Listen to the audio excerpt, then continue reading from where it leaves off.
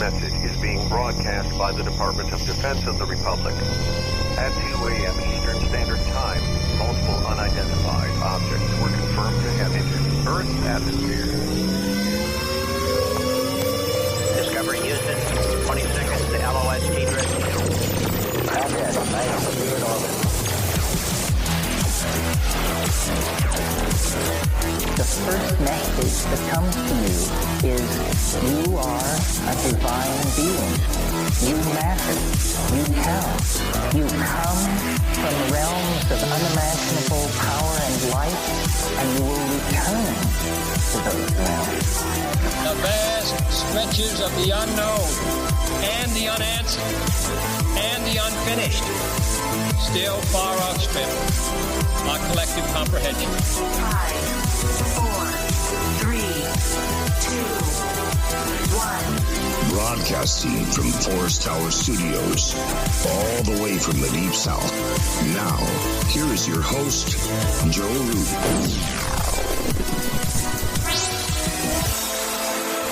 Well, thank you so much, Curtis Green. And we are broadcasting from a shack on a hill in the mossy creek bottoms of Cane Creek, Arkansas. This is Lighting the Void, and I'm your host, Joe Roop. It is Tuesday night, October the 22nd. We're getting much closer to Halloween. And this is actually a perfect subject we're going to be talking about. Our guest tonight is Linda Godfrey, author, well-known author on the strange, the supernatural, cryptids. Very well-known author. First time we've ever got to speak to her on this show. The website for reference tonight is lindagodfrey.com. And I'm pretty sure most of you know about Linda. All right, so that's coming up just in a second. Also, this show is brought to you by GetTheT.com. Go check out the new D365. What if you forgot your super strength tea and you went on a trip? No problem, man. A D365 will hook you right up. It's in pill form. Take it with you. There's a 4-pack for sale at GetTheT.com. Also, AncientLifeOil.com. I want to thank them for sponsoring the show. The best CBD oil on the planet. And PrepareWithTheFriends.com.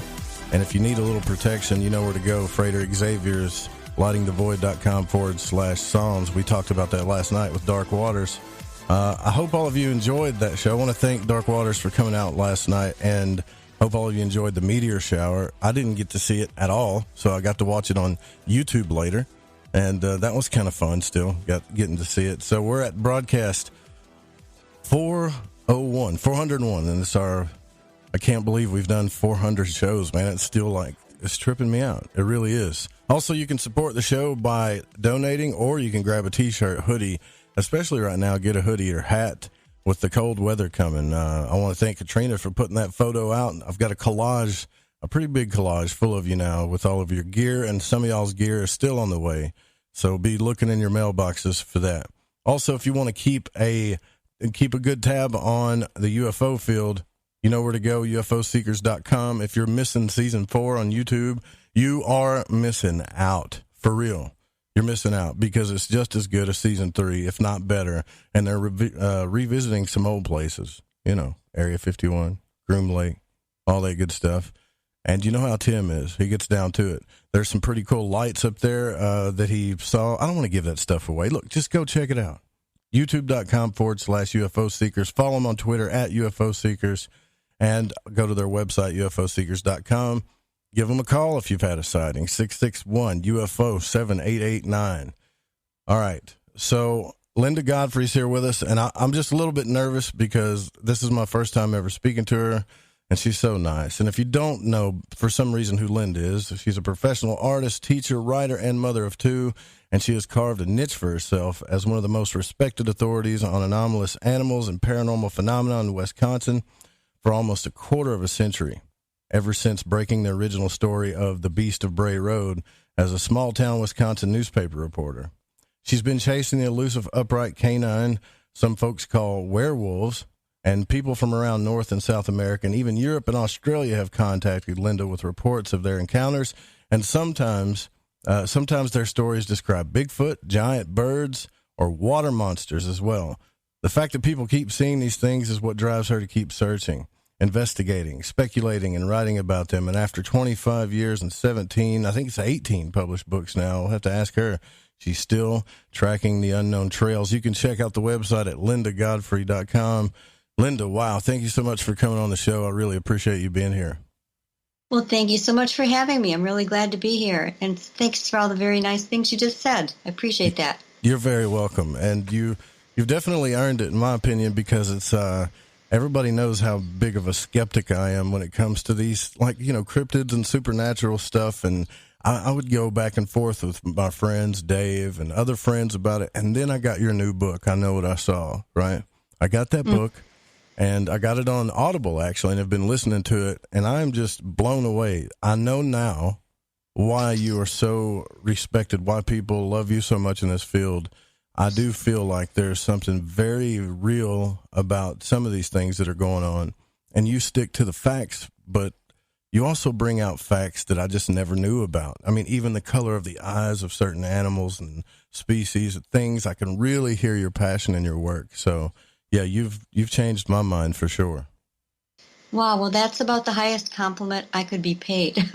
I appreciate that because, it's not that I want to sway the whole world to my way of thinking, whatever that is, but I just like to see people thinking, rather than just reading something, saying, no, that's crap, and have a, knee-jerk reaction one way or the other.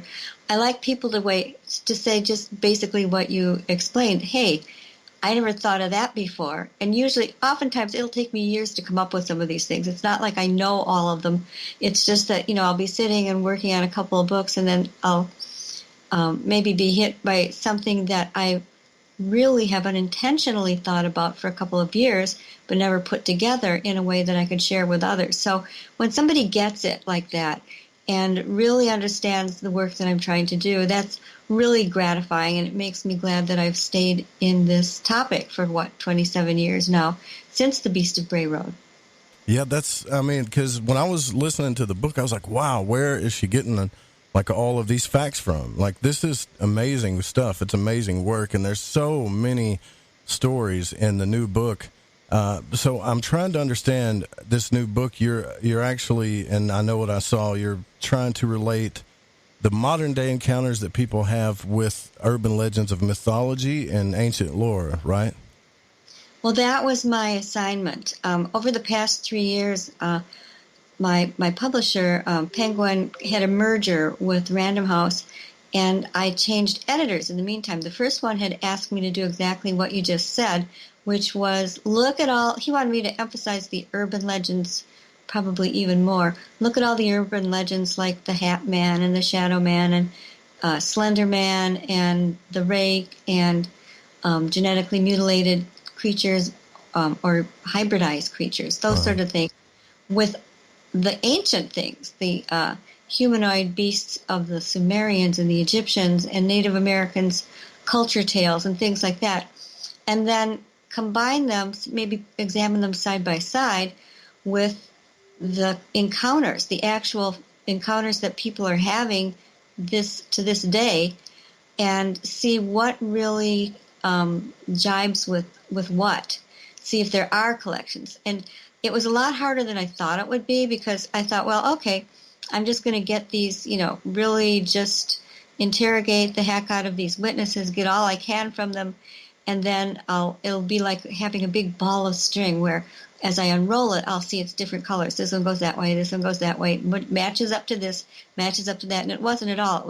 Instead it was like being handed a box of intertwined shoelaces from hell that would never come apart. Or if they did, they would just be weaving around and doing their own thing. Because what I really learned from this research is that legends and myths and sorts they're solid in one way, in the way that there are always certain things you can detect, but they're very fluid in other ways. They're fluid so that they can seep around through different cultures and just go their own way when necessary. They're adaptable.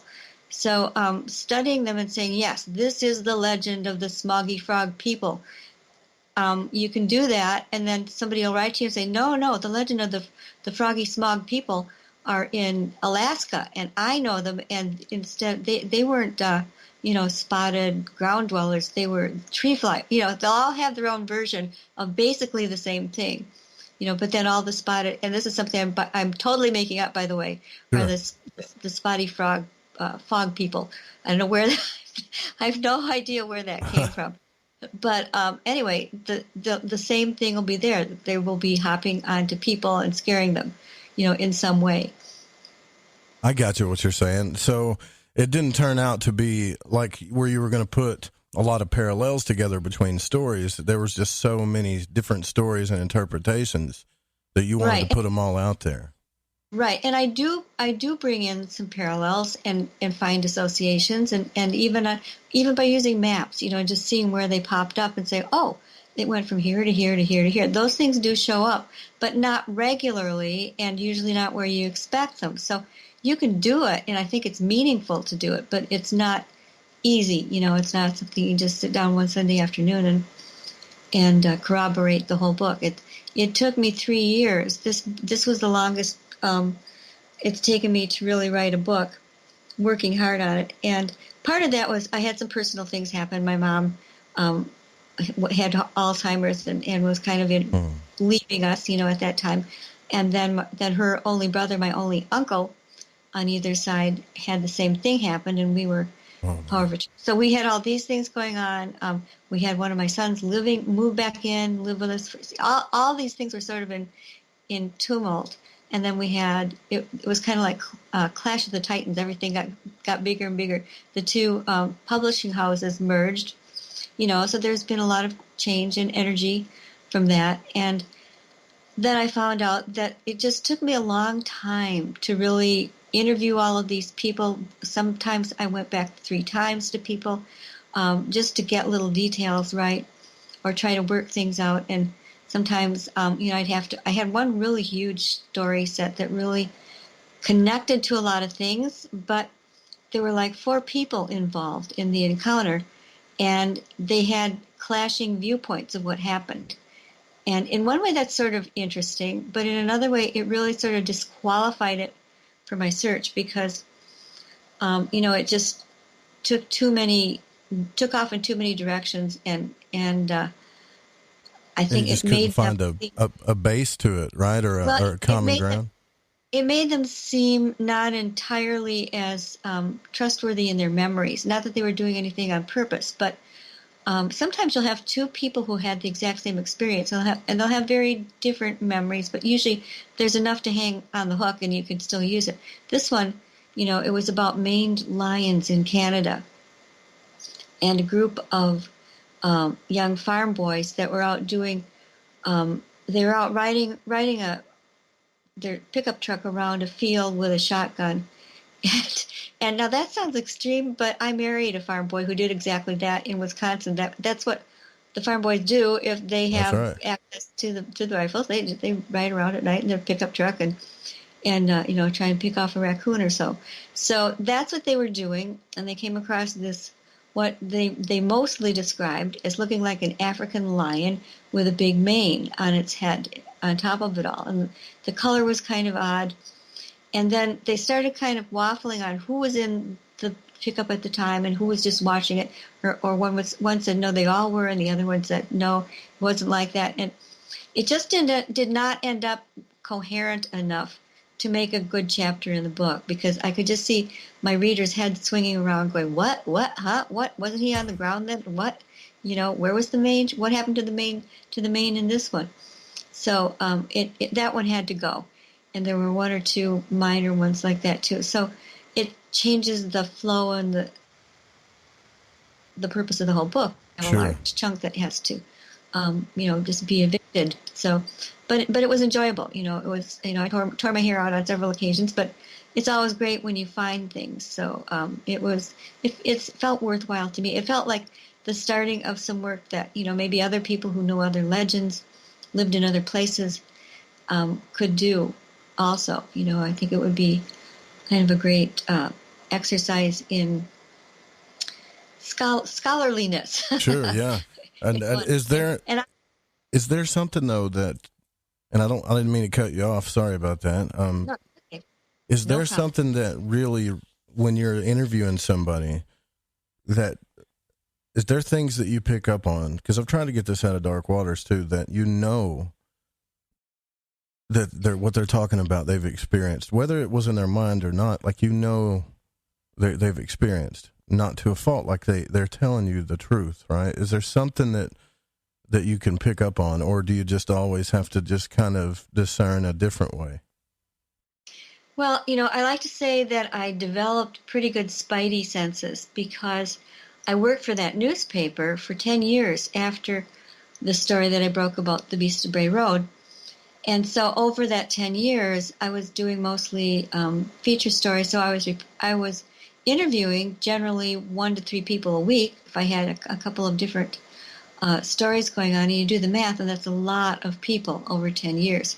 And so when you just talk to people over and over again, you just get this sense for whether they're grasping for something to add to make themselves seem stronger, or if they're just telling that story out of their heart and their mind, and it's coming straight to you. There's a big difference between those two kinds of feelings. Yeah, you can tell. Like, I have experienced that myself, actually, with a friend of mine, where I thought that, okay, yeah, you're not telling me the truth, and then I saw the pictures, and then I experienced something for myself. So a lot of this is synchronicity for me. Not that it matters what's going on with me, but the fact that this stuff has happened to me and now I'm talking to you is kind of interesting. And I wonder, I've always had this mindset, Linda, that the spiritual aspect of the supernatural versus the cryptids, in my mind, has always been like night and day, but now I'm not so sure anymore. And what I mean by spiritual, I could mean like Carl Jung, metaphysics, the occult. I kind of think there's more involved with both than what we're seeing. Yeah, I definitely agree with that because, I've had some direct experiences. I've seen what I can't think could possibly have been anything but Bigfoot 3 different times. I've had light spheres approach me and 2 other researchers, all of us sitting in a car, goggle-eyed, and I can't even describe what it feels like to see something like that coming at you and stop 25 feet from your car at the size of a basketball, glowing yet not glowing, and you have to believe it, And I've had my experiences with Bigfoot were kind of the same way. Once you realize that there's no possible other explanation, no earthly known explanation for what you're seeing and experiencing, that changes your life, And I had to wait. People say, well, yeah, I want to get to be, a monster hunter so I can see some of these things. And I warn them, a lot of people who study these things their whole lives never see one at all. And I had to wait, it was about 20 years before the real solid manifestations, wow. And they weren't all solid, but the different manifestations I was able to experience. And sometimes I think it's a matter of being with it long enough, and something changes in you, something changes in your attitude, and maybe it's detectable by other things, or maybe it just opens something in you that was closed before. Right. I'm not sure what exactly it is, but somehow the world is not as you thought it was. And that can be very, it can be awe-inspiring in some people. Others have real trouble accepting it and may need some kind of counseling occasionally. I've had that happen to people I've interviewed, not because I interviewed them, but they were already, that was one reason that they wanted to talk to me. And so many people are carrying these episodes around, not telling anyone. Maybe they tried to tell someone right away and were, beaten right down with it and said, oh, that's it, I'm never telling another soul. And when I talk to them, they'll finish the whole thing up and they'll say, I don't care if you print this or burn it or what you want to do. I just wanted to talk to somebody who wouldn't say I was crazy. Thank you for that. And I think that's really, one of the main reasons that keeps me at this. Yeah, so there's a lot of trauma with people, or I guess you could say, yeah, that's interesting because, yeah, that's kind of what I witnessed too from somebody that really convinced me. In this new book that you have, I know what I saw, you bring up giants and the Nephilim, and you kind of talk about some interesting things. I don't want to give the book away, but, how we define giants and what they really are, and some of actual military reports where I think it was Snopes that you brought up that, they'll just bring up a military report, then you check with the military and they say, well, that we don't have any reports like that. And you kind of don't know what to think, but is it because you get so many reports of the things that makes you think, okay, there's got to be something to this? Is that what it is? Well, I just have a naturally curious mind. I just am, I've always just been really curious. If I think of something, I need to find out. And it's just something that's sort of inborn, but it can also be learned. You can learn to just look at things from all different sides. We spend most of our lives, most of us humans, everybody, proceeding on a few basic things that we knew or were taught as children. And a lot of times we don't go past that. We say, okay, this is the given universe. Red is red, blue is blue. I know all this, and that's always how it is.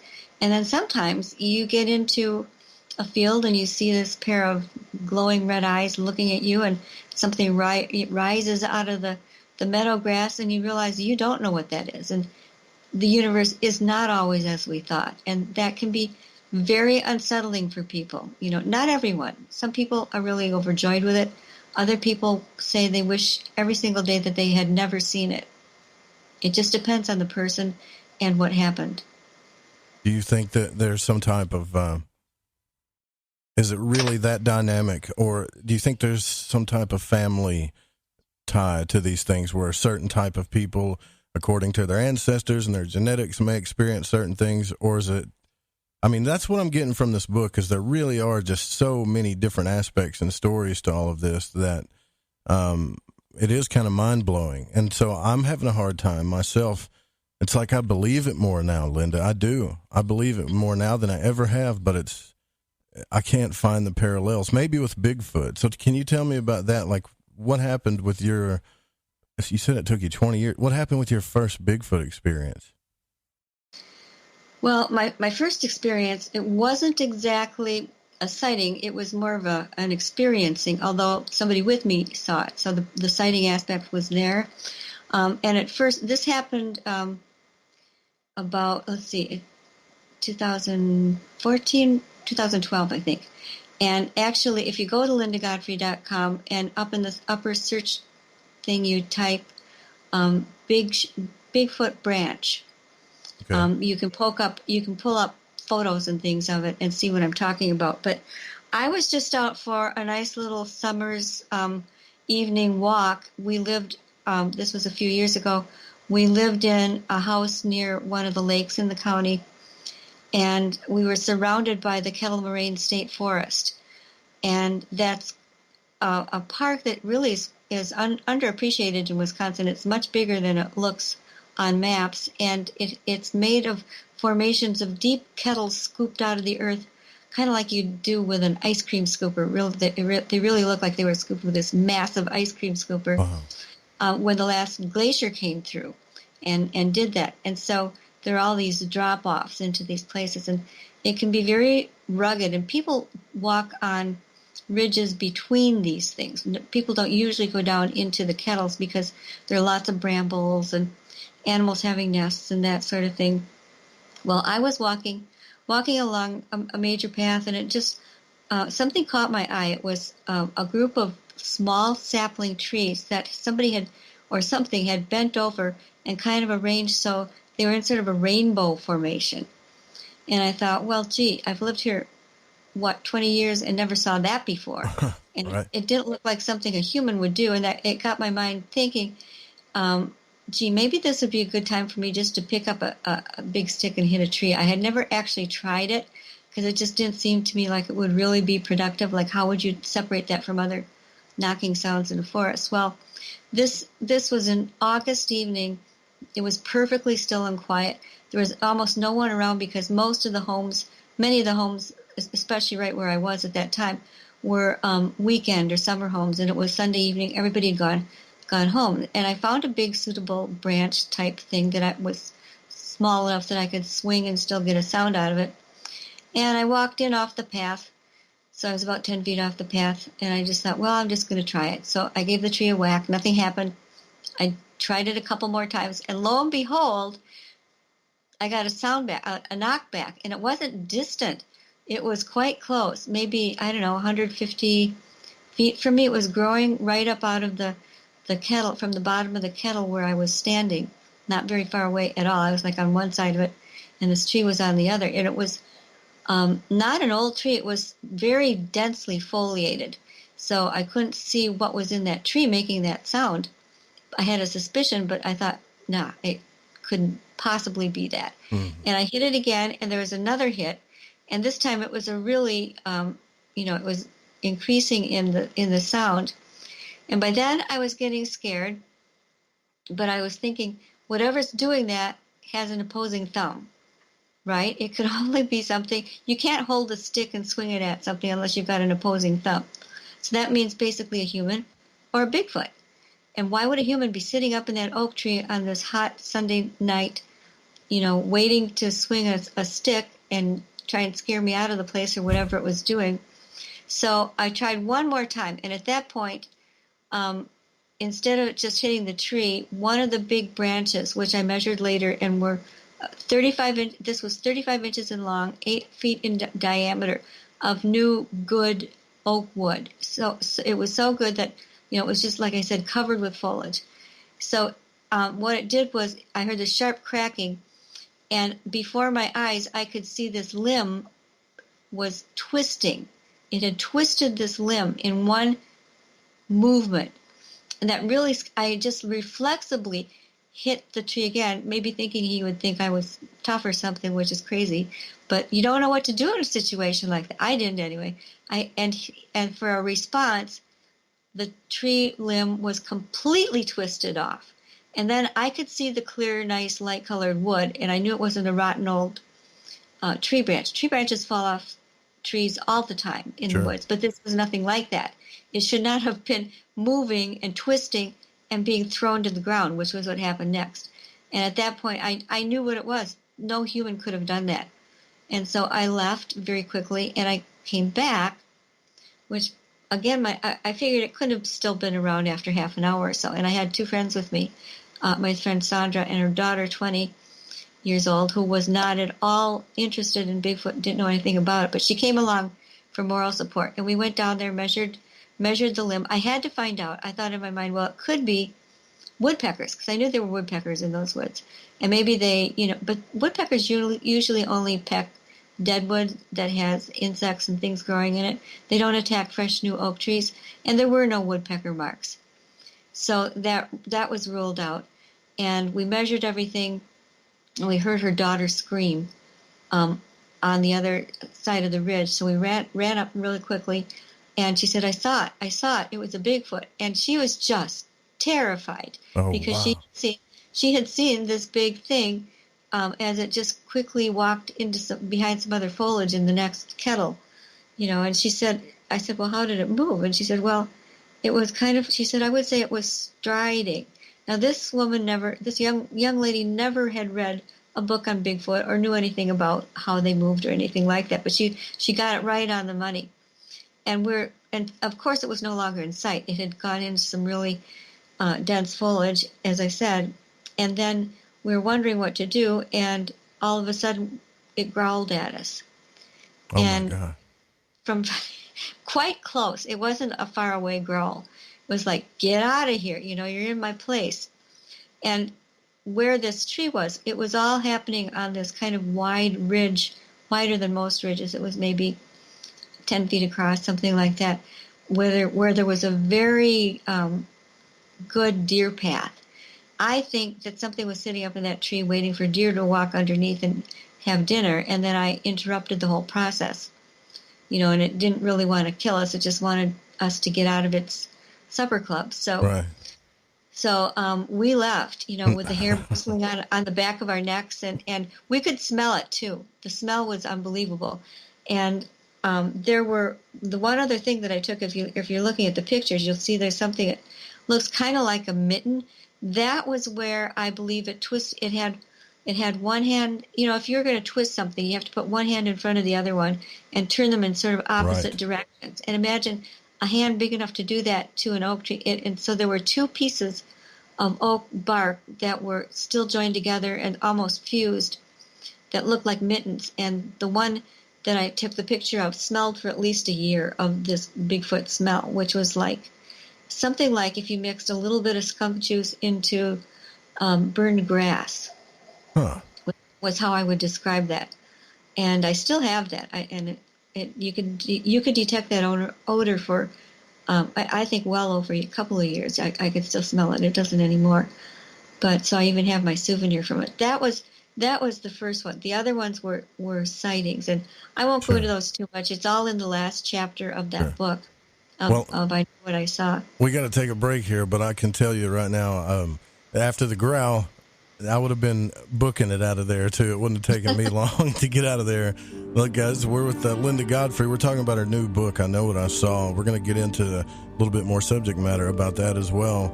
You can join the Fringe FM chat too at thefringe.fm/chat. If you go to thefringe.fm, the radio station site, just click on the chat button. We'll be right back with Linda Godfrey.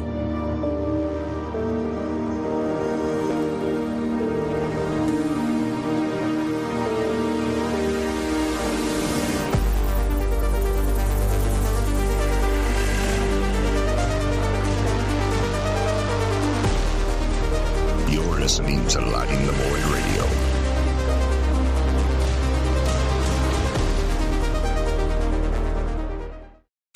This is Corbin, son of the one and only Joe Roop, and you're listening to The Fringe FM. I'm Clyde Lewis. There's nothing more terrifying than the witching hour. I'm J.D. Lewis. What would Halloween be without a ghost hunt? I'm Jeremy Scott. When the lights go down, the strange comes alive. I'm Ron Patton. Ghost hunting? You didn't tell me there would be ghosts. Ron, are you afraid of ghosts? I much prefer spirits. I guess we're leaving Ron at the bar. Join us on the Fringe FM Ghost Hunt. Live this Sunday at midnight Pacific until 3:33 in the morning. Or 666 if you prefer. Only on the Fringe FM. I think by now we can get the information.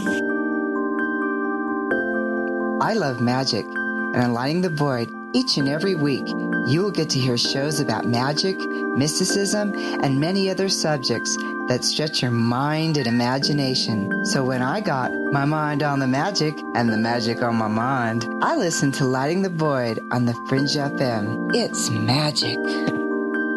May the gods look with favor upon you. You're wondering what we're going to do to you, aren't you? OMG! People are jumping on board to the Life Change Tea Regiment. Brew, steep, and drink for a gentle, taste-great cleanse. It's changing how they feel. See what everybody's talking about. Log on to getthetea.com. That's getthetea.com. Life Change Tea aids in digestive slowdown and helps people get moving down a healthy path. We won't make claims. We'll just let you decide. Experience is much better than a commercial anyway. If you want results, log on to getthetea.com and purchase your super strength cleansing tea. You won't be disappointed. And if you're looking for some mind-body suggestions, go to YouTube and punch in the search bar Health Matters Now. That's Health Matters Now. Put power into your health now. So, getthetea.com. That's getthetea.com for super strength tea. And YouTube, Health Matters Now. That's Health Matters Now for valuable suggestions. Getthetea.com. The tea that makes you go. In the year 2018, this station produced one of the most terrifying tales ever broadcast on radio. Bigfoot Speaks, Interview with the Sasquatch. This year, we bring you an even more terrifying tale to send chills down your spine. Scary, scary. One night only, October the 31st. Be there if you dare. All right, everyone, this is Justin from the UK. Excuse the chitty. If you're into the fringe and you want to hear the brass tacks, me old China plate, Joe Roop and his guests on Light in the Void will open your mince pies. You need to shut your north and south and use your 10-speed gears and listen to them bubble. You could hear a Barry Crocker, no Brussel, but he ain't no holy friar.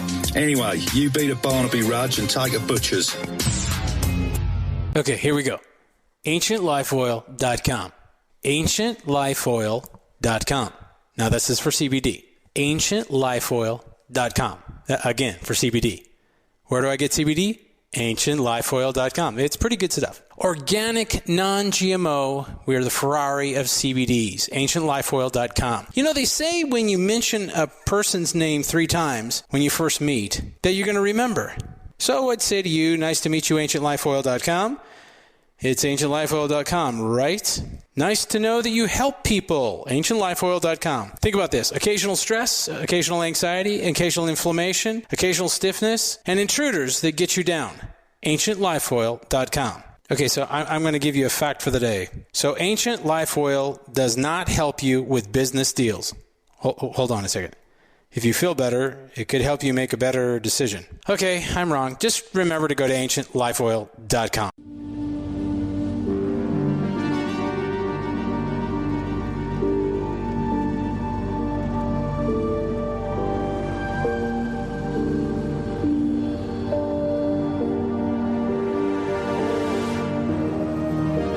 You're listening to Lighting the Void. The call-in number is 1-800-588-0335.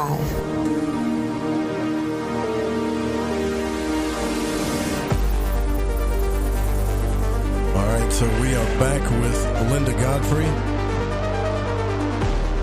And, you know, what's funny is I was talking to Linda during the break, and she brought up 4-H. I can't, you know, the last time, Linda, that I was in 4-H is when I was a young kid, and we actually did have a 4-H haunted house. Did your 4-H group ever do that? Did they do like the haunted house thing during Halloween or the hayride or whatever? No, not really. Not. But then I must be a lot older than you. Nobody ever thought of doing making a haunted house back then. It was, you'd know about haunted houses and you'd maybe go in them, but they weren't anything that anybody made or charged money for. Yeah, for us, it was always like the hay rides and stuff. So, yeah, I just thought about that. I mean, because I hadn't even thought that when you said that, it just brought up so many memories in my mind. That's all. It was, you know, how you have that. You'll have those deposits of memories that come up, right, when you're a kid, and all of a sudden they come rushing back. And, all you had to do was say 4-H. We used to do little backyard carnivals, just like in the Little Rascals, you know, where, I know, Spanky, let's have a show. And so we'd put together these little shows, and then we donate the money to a place in Janesville called the Happy House, where they had developmentally challenged children.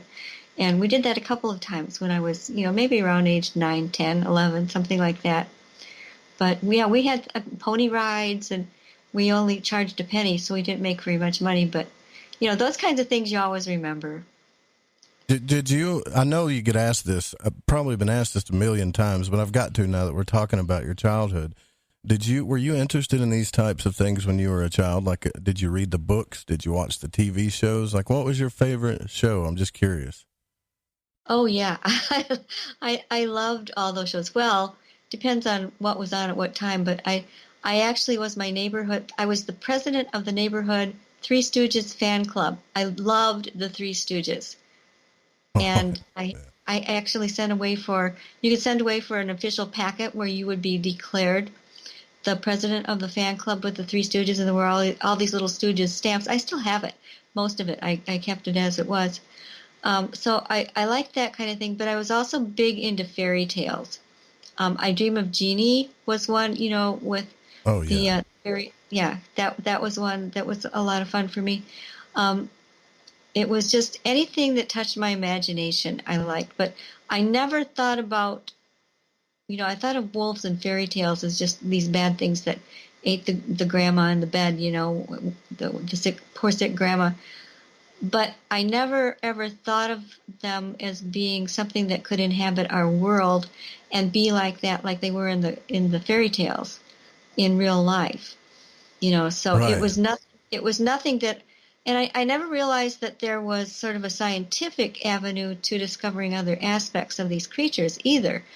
So all of that was kind of new to me back in 91, 92 when I was first really confronted with it. But I do think that I was prepared a little bit, because also my dad had always talked about seeing this strange light that he thought maybe was the UFO following the pickup truck that he was riding in the back of, way up in Price County, where he grew up in far northern Wisconsin. They did not know what it was. Okay.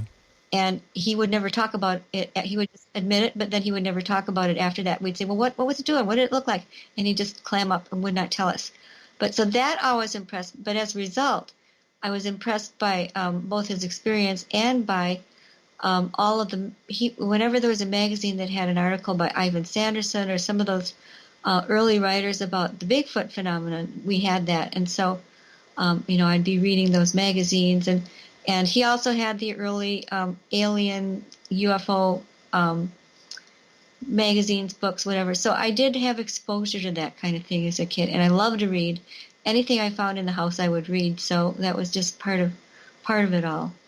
It does take a lot to sit down and write a book. I mean, I'm trying that myself, and I'm realizing just how much time and focus and concentration it takes, not to mention, I mean, the research. And Right. look, I'm just admitting to you, which I hate to admit this, but I'm admitting to you that I'm starting backwards in your material. So I'm actually starting, when you were on with Dave Cruz, I asked Dave and Lady Ann that night, I said, look, I'm going to buy one of these books. I need to figure out which one it is. And they were all like, well, get American Monsters, or I Know What I Saw. Like, I heard so many, and I was like, you know what? I don't think it really matters which one I get, because they're all going to be good. And so I got the latest one, and this one really hit home for me. And I'll tell you why, because there was a time in the book where you brought up, and maybe, I'm sure it was in the book, where you brought up stick beings, right? I don't know if they're stick beings or yeah, right. And I had an experience when I was a kid of these things, like multiple times. Yeah. Wow. But I never saw them, like, so my window would face my wall, right? And I would look at my wall, and the light would bounce the shadows of the backyard into my room. And you would see shadows of, animals, dogs, deer, whatever, and you knew what it was. Mm-hmm. But a few times I caught these really long, lanky, stick-looking things that at first you would think they were kind of trees or limbs until you actually saw them walking. And I was so terrified as a child that I didn't want to turn around and look out the window. But I knew this wasn't in my mind, or was it? I wonder about that sometimes nowadays. Was this in my mind? Was I freaking myself out? Did they look like shadows or solid figures? They looked, seeing them on my wall, they looked like shadows, actually. I was too afraid. Yeah, there are books written by all about shadow people. I mean, there are lots of different categories. There are Native American stick shadow people. I've been getting more reports of huge shadow-like black wolves. They almost look more like the black shucks of England. They have usually glowing red eyes, which is not a canine eye shine color. They should have been yellow or green. And they're usually quite large. I mean, really, like the size of four dogs instead of one big dog. Really, really big. And in fact, I've had several of them around the northern edge of this state park that I was just recently talking about. 3 different ones from different people who didn't know each other, a couple of years apart. So it wasn't like any one person playing jokes. But I had another one from this family in Tennessee, and I talked to several of the family members when I interviewed them. And this was a remarkable. It was a stick dog person on all fours, so it looked like this big giant dog. And it was a family that were out just doing like typical summer country stuff. They were working in the garden and hauling some wood. The kids are just playing. There was a woods nearby and a little cornfield, and this thing came out of the woods and stood there. It was just looking at all these people, what they were doing in the yard, but it didn't come forward. And One of it, I think, was the grandmother took a stick or a broom or something and started advancing toward it, and then it turned. They had a side view, and they had what should have been a front view, but there was just like almost nothing there. It was like turning a piece of cardboard, from full on to just the edge of it. And then it turned again and walked off into the cornfield, just sort of melted into it, if I'm remembering it correctly. What in the world? Yeah, and it was just this shadow thing.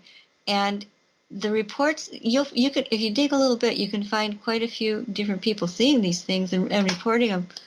And my own theory is that it is some type of lower dimensional thing that has only 2 dimensions instead of 3, so that when we're only seeing the height and the width of it, but not the depth, because wherever it's from doesn't have depth. It's got this 2-dimensional life that just looks really weird to us, and it's maybe seeing us as being really weird to it. I don't know. That's the only thing I can come up with, so that when we're looking at it, we can never see behind. So we would think of it as being behind it. It might not perceive it in the same way, but we would never be able to really see what was behind it, actually, if there was such a thing as anything that was behind anything else in a 2-dimensional.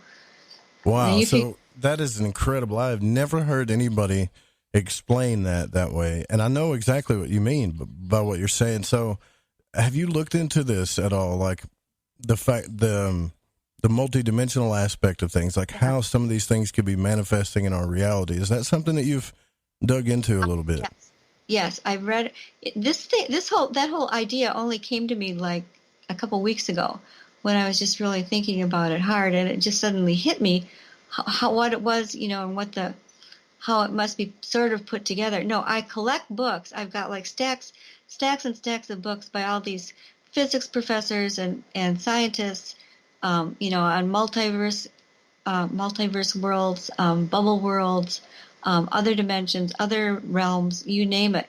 I've been just really very, very taken with that part of the subject. And so I really felt like I hit some kind of a new stride. I don't know if it goes anywhere from that, but I finally, because I kept thinking, how could there be something that would show up in our dimension if it was 2-dimensional? And the only reason is that there's something glued to it that it exists in. There's some sort of 2-dimensional matrix, but we can't see it.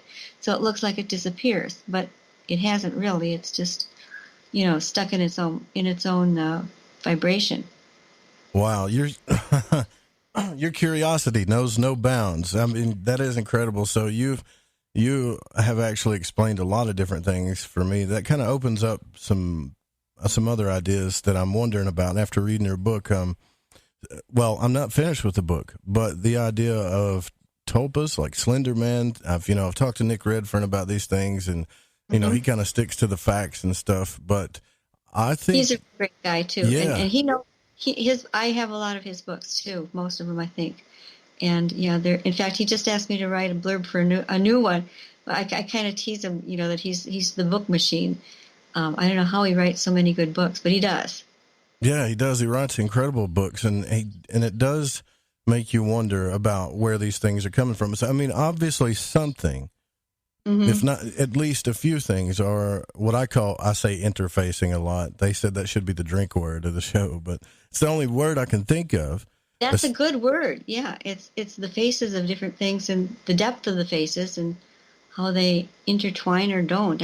You know what it makes me feel like? It makes me feel like something we, the people of Earth, are doing that is attracting attention from both higher and lower realms.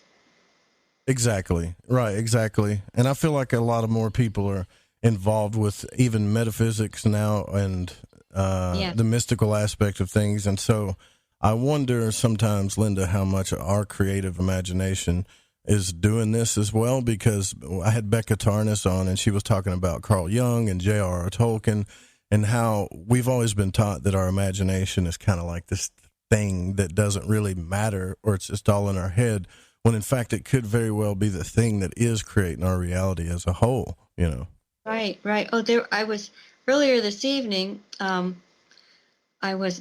husband was out, so I was eating my supper watching Science Channel, and they had a fascinating program on. I apologize that I can't remember the exact name of it, but they were talking about that very, very same thing, and about how the top leading scientists really are coming more and more to this idea that we are 3D recreations of some hologram people, basically. And that we really are, like the movie called Avatar and the avatars on your game boards, we really are avatars, little pieces of some greater being that is creating us and using us in a way. And this part, I'm explaining it poorly because I'm a Christian. I'm a very strongly Christian person, as best I can be. I'm nothing wrong with that. But I do try.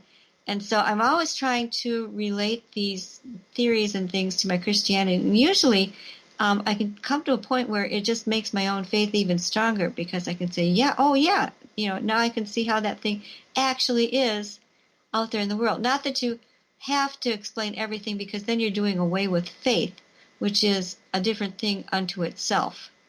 Yeah, and sure. that, means a lot in its own ways. Right. But it was, if somebody checked out the program log for Science Channel tonight, and then you just see it, it was one that was on after a really excellent other program on the Russians' accumulation of possibly alien things at the end of World War II, when all of Germany's weapons goodies got divvied up between the U.S. and Russia mainly, and what they may have been working on all these years since the end of World War II.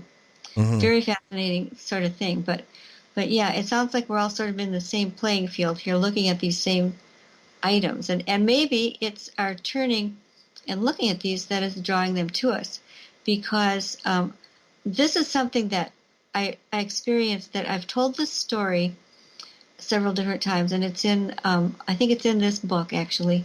Either this one or, I get so I can't remember what's in what book anymore, but I'm pretty sure it's in this one. But it involved my two of my colleagues, Sanjay Singhal and then Lee Hampel, who is a retired physics and math teacher from Chicago.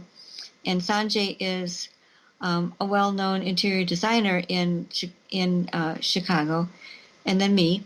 And I'd been helping Lee, and this part is all in Monsters Among Us, the last one. I'd been helping Lee for several years, try to figure out what was wreaking havoc in his hayfield, because he had grew his own hay for horses that he had in Chicago, and he'd been bringing deer carcasses that he found on the road in his truck to his Wisconsin farm, and letting them just lie there and see if he could catch animal tracks that might be the same thing he had noticed when he first moved onto the farm and started finding mutilated raccoons and badgers and things like that. That didn't look normally killed.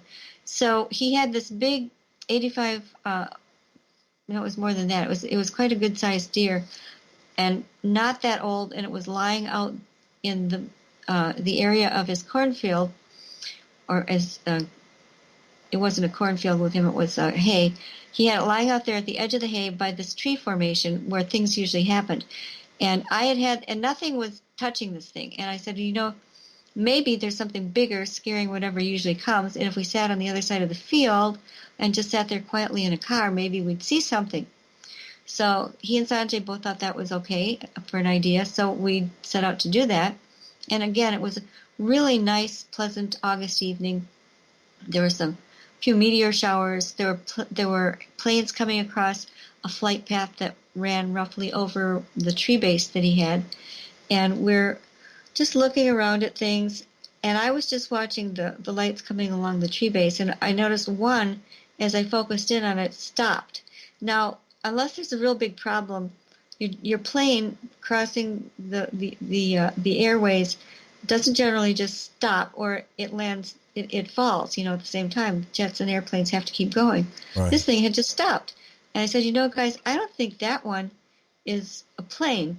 And as I said that, it kind of backed up a little and then went forward a little, and then it started proceeding across the hayfield directly toward the car where we were sitting. And I don't mean, it was like, not like swamp gas, glowing up and wisping here and there. This was a light coming directly toward us. And we couldn't tell how big it was at first, but as it got closer and then came right up about 25 feet from the car, we would guess it was 25 to 35 feet from the car, that high in the air, and about the size of a basketball. And it was a spheroid that was lighting itself, but it wasn't giving off light except for one beam that we had seen at one point. And it stopped there, and it was just hovering. And we were like, what do we do? We didn't know what to do, really. I was just getting my camera focused because I at least was going to take photos of this thing. And Sanjay got this huge urge to grab a big flashlight and beam it out of the window. And when the flashlight beam hit it, it wasn't that far away. It hit it pretty much full on. It made this little jittering movement. We kind of talked about that, the right word for that. We sort of agreed on jittering. It was sort of shaking, but not really visibly. It was very, very hard to explain. And then just kind of closed in on itself, and it was gone. And we didn't know if it had actually disappeared or went back where it was, or where there was also a hedge of shrubbery nearby. So I'm like, I'm not getting out of this car. But Sanjay, again, took the flashlight, and he said, I just have to see what's around that hedge. So he got up, walked around back there, and in about 30 seconds he came walking back, and he said, I feel terribly ill. We have to leave right now. Huh. And this guy is, he's over 6 feet tall. He's, not someone you'd think would be easily frightened, but he meant it. We both, Lee and I both knew that he meant it. And so we just left the area. I don't know. He may have saved us from getting beamed up. I don't know. So you definitely think that thing noticed you, like it was looking at you. Okay. Thank you for bringing that point back, because that is the point. It was when it was proceeding along normally until I focused in on it, because I was watching each of them. And when I focused in on it, that's when it stopped. And when I said, guys, I don't think that that's a plane, then it's when we, all three of us, focused our attention on it. That's when it began to move across this 40-acre field to us. That's incredible. Yeah, definitely. I think it did notice you. And, we're at the top of the hour already. So what I want to do is talk to you a little bit more about mythology and kind of try to blend the supernatural stuff, the spiritual side of it with cryptids. Maybe if we can try. I know, Linda, I can tell that you're trying too already by telling me the books that you're reading. That's fascinating. And if you guys got any questions too, you can ask in the chat. I don't have the phone lines opened up yet, but we might do that the last 30 minutes that we have her. But we'll be right back, guys, with Linda Godfrey. Please go to the website, lindagodfrey.com, for reference. Check out the new book, I Know What I Saw. We'll be right back.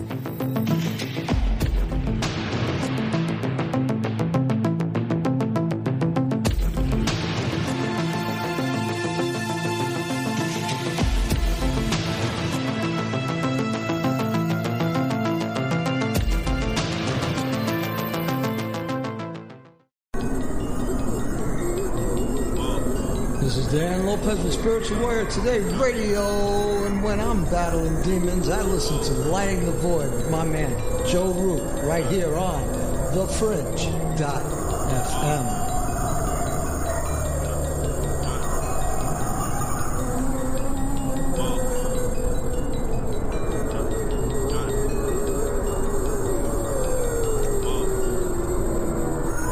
This is Crow 777, and you are listening to The Fringe FM.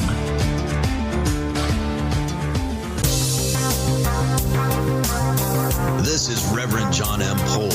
Please visit me at johnpolkmedia.com and visit my show, Quantum Hologram Matrix, 5 p.m. Pacific, 8 p.m. Eastern, every Tuesday on thefringe.fm.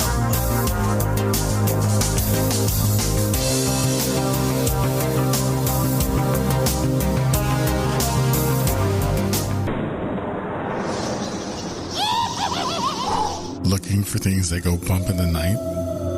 I am Dave Cruz, host of Beyond the Strange Radio, reminding you to tune in to The Fringe FM this Halloween season and listen to all things paranormal, supernatural, and downright scary.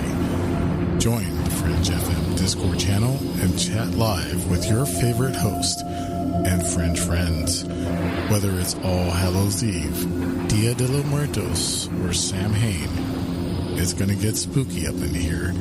So scream your heads off with the Fringe FM. Stay strange.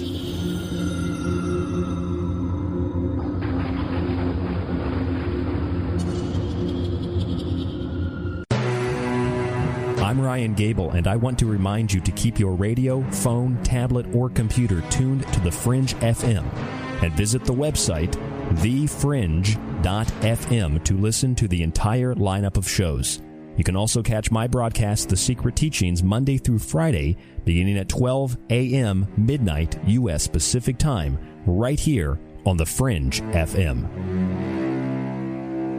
Alex X. Hi, I'm Alex Exum, and you're listening to The Fringe FM. OMG! People are jumping on board to the Life Change Tea Regiment. Brew, steep, and drink for a gentle, taste-great cleanse. It's changing how they feel. See what everybody's talking about. Log on to getthetea.com. That's getthetea.com. Life Change Tea aids in digestive slowdown and helps people get moving down a healthy path. We won't make claims. We'll just let you decide. Experience is much better than a commercial anyway. If you want results, log on to getthetea.com and purchase your super strength cleansing tea. You won't be disappointed. And if you're looking for some mind-body suggestions, go to YouTube and punch in the search bar Health Matters Now. That's Health Matters Now. Put power into your health now.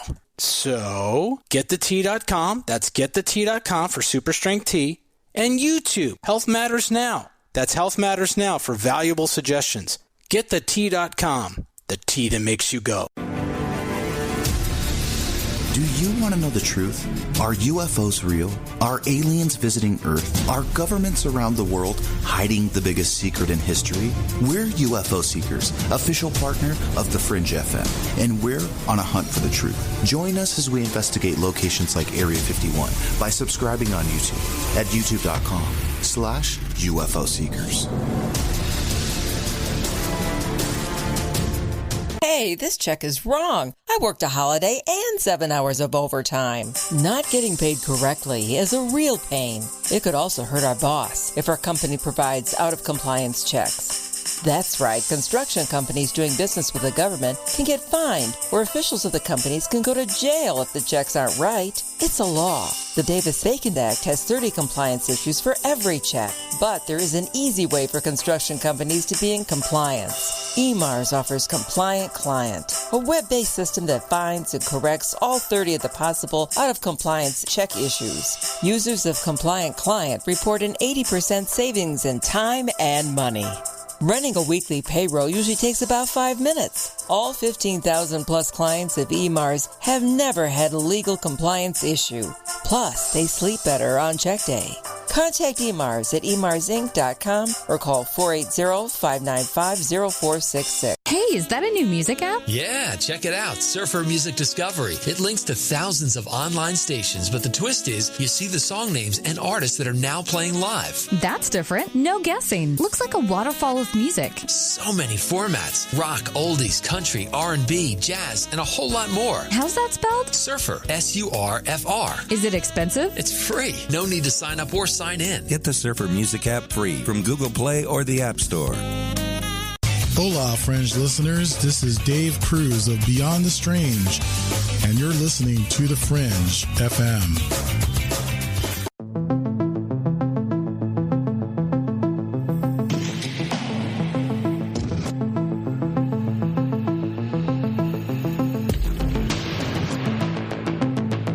To call Joe, pick up the phone, dial 1-800-588-0335, toll free from the United States or Canada. You're listening to Lighting the Void Radio.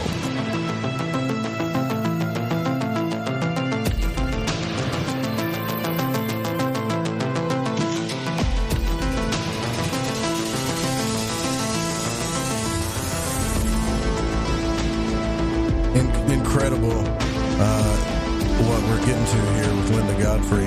You know, a lot of people, I'm assuming before they listen to the show that it's all going to be about Dogman, it's all going to be about Bigfoot, but I can tell you it's really cool two things are happening here while I'm talking to Linda. One, I'm actually opening up more to the world of cryptids and all this stuff more than I've ever been, and I'm finding out that Linda Godfrey's actually during the break exploring consciousness, multi-dimensions, and all of this stuff.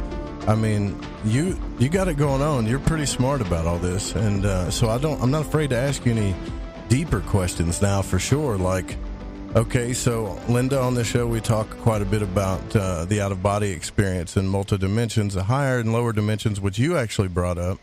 And I've had even occultists or magicians come on the show, and they talk about lower and higher worlds. Do you get this kind of feeling too when it comes to the experiences that you've had with the things you've seen? Like there's something definitely true about that, that there's intertwined worlds with ours.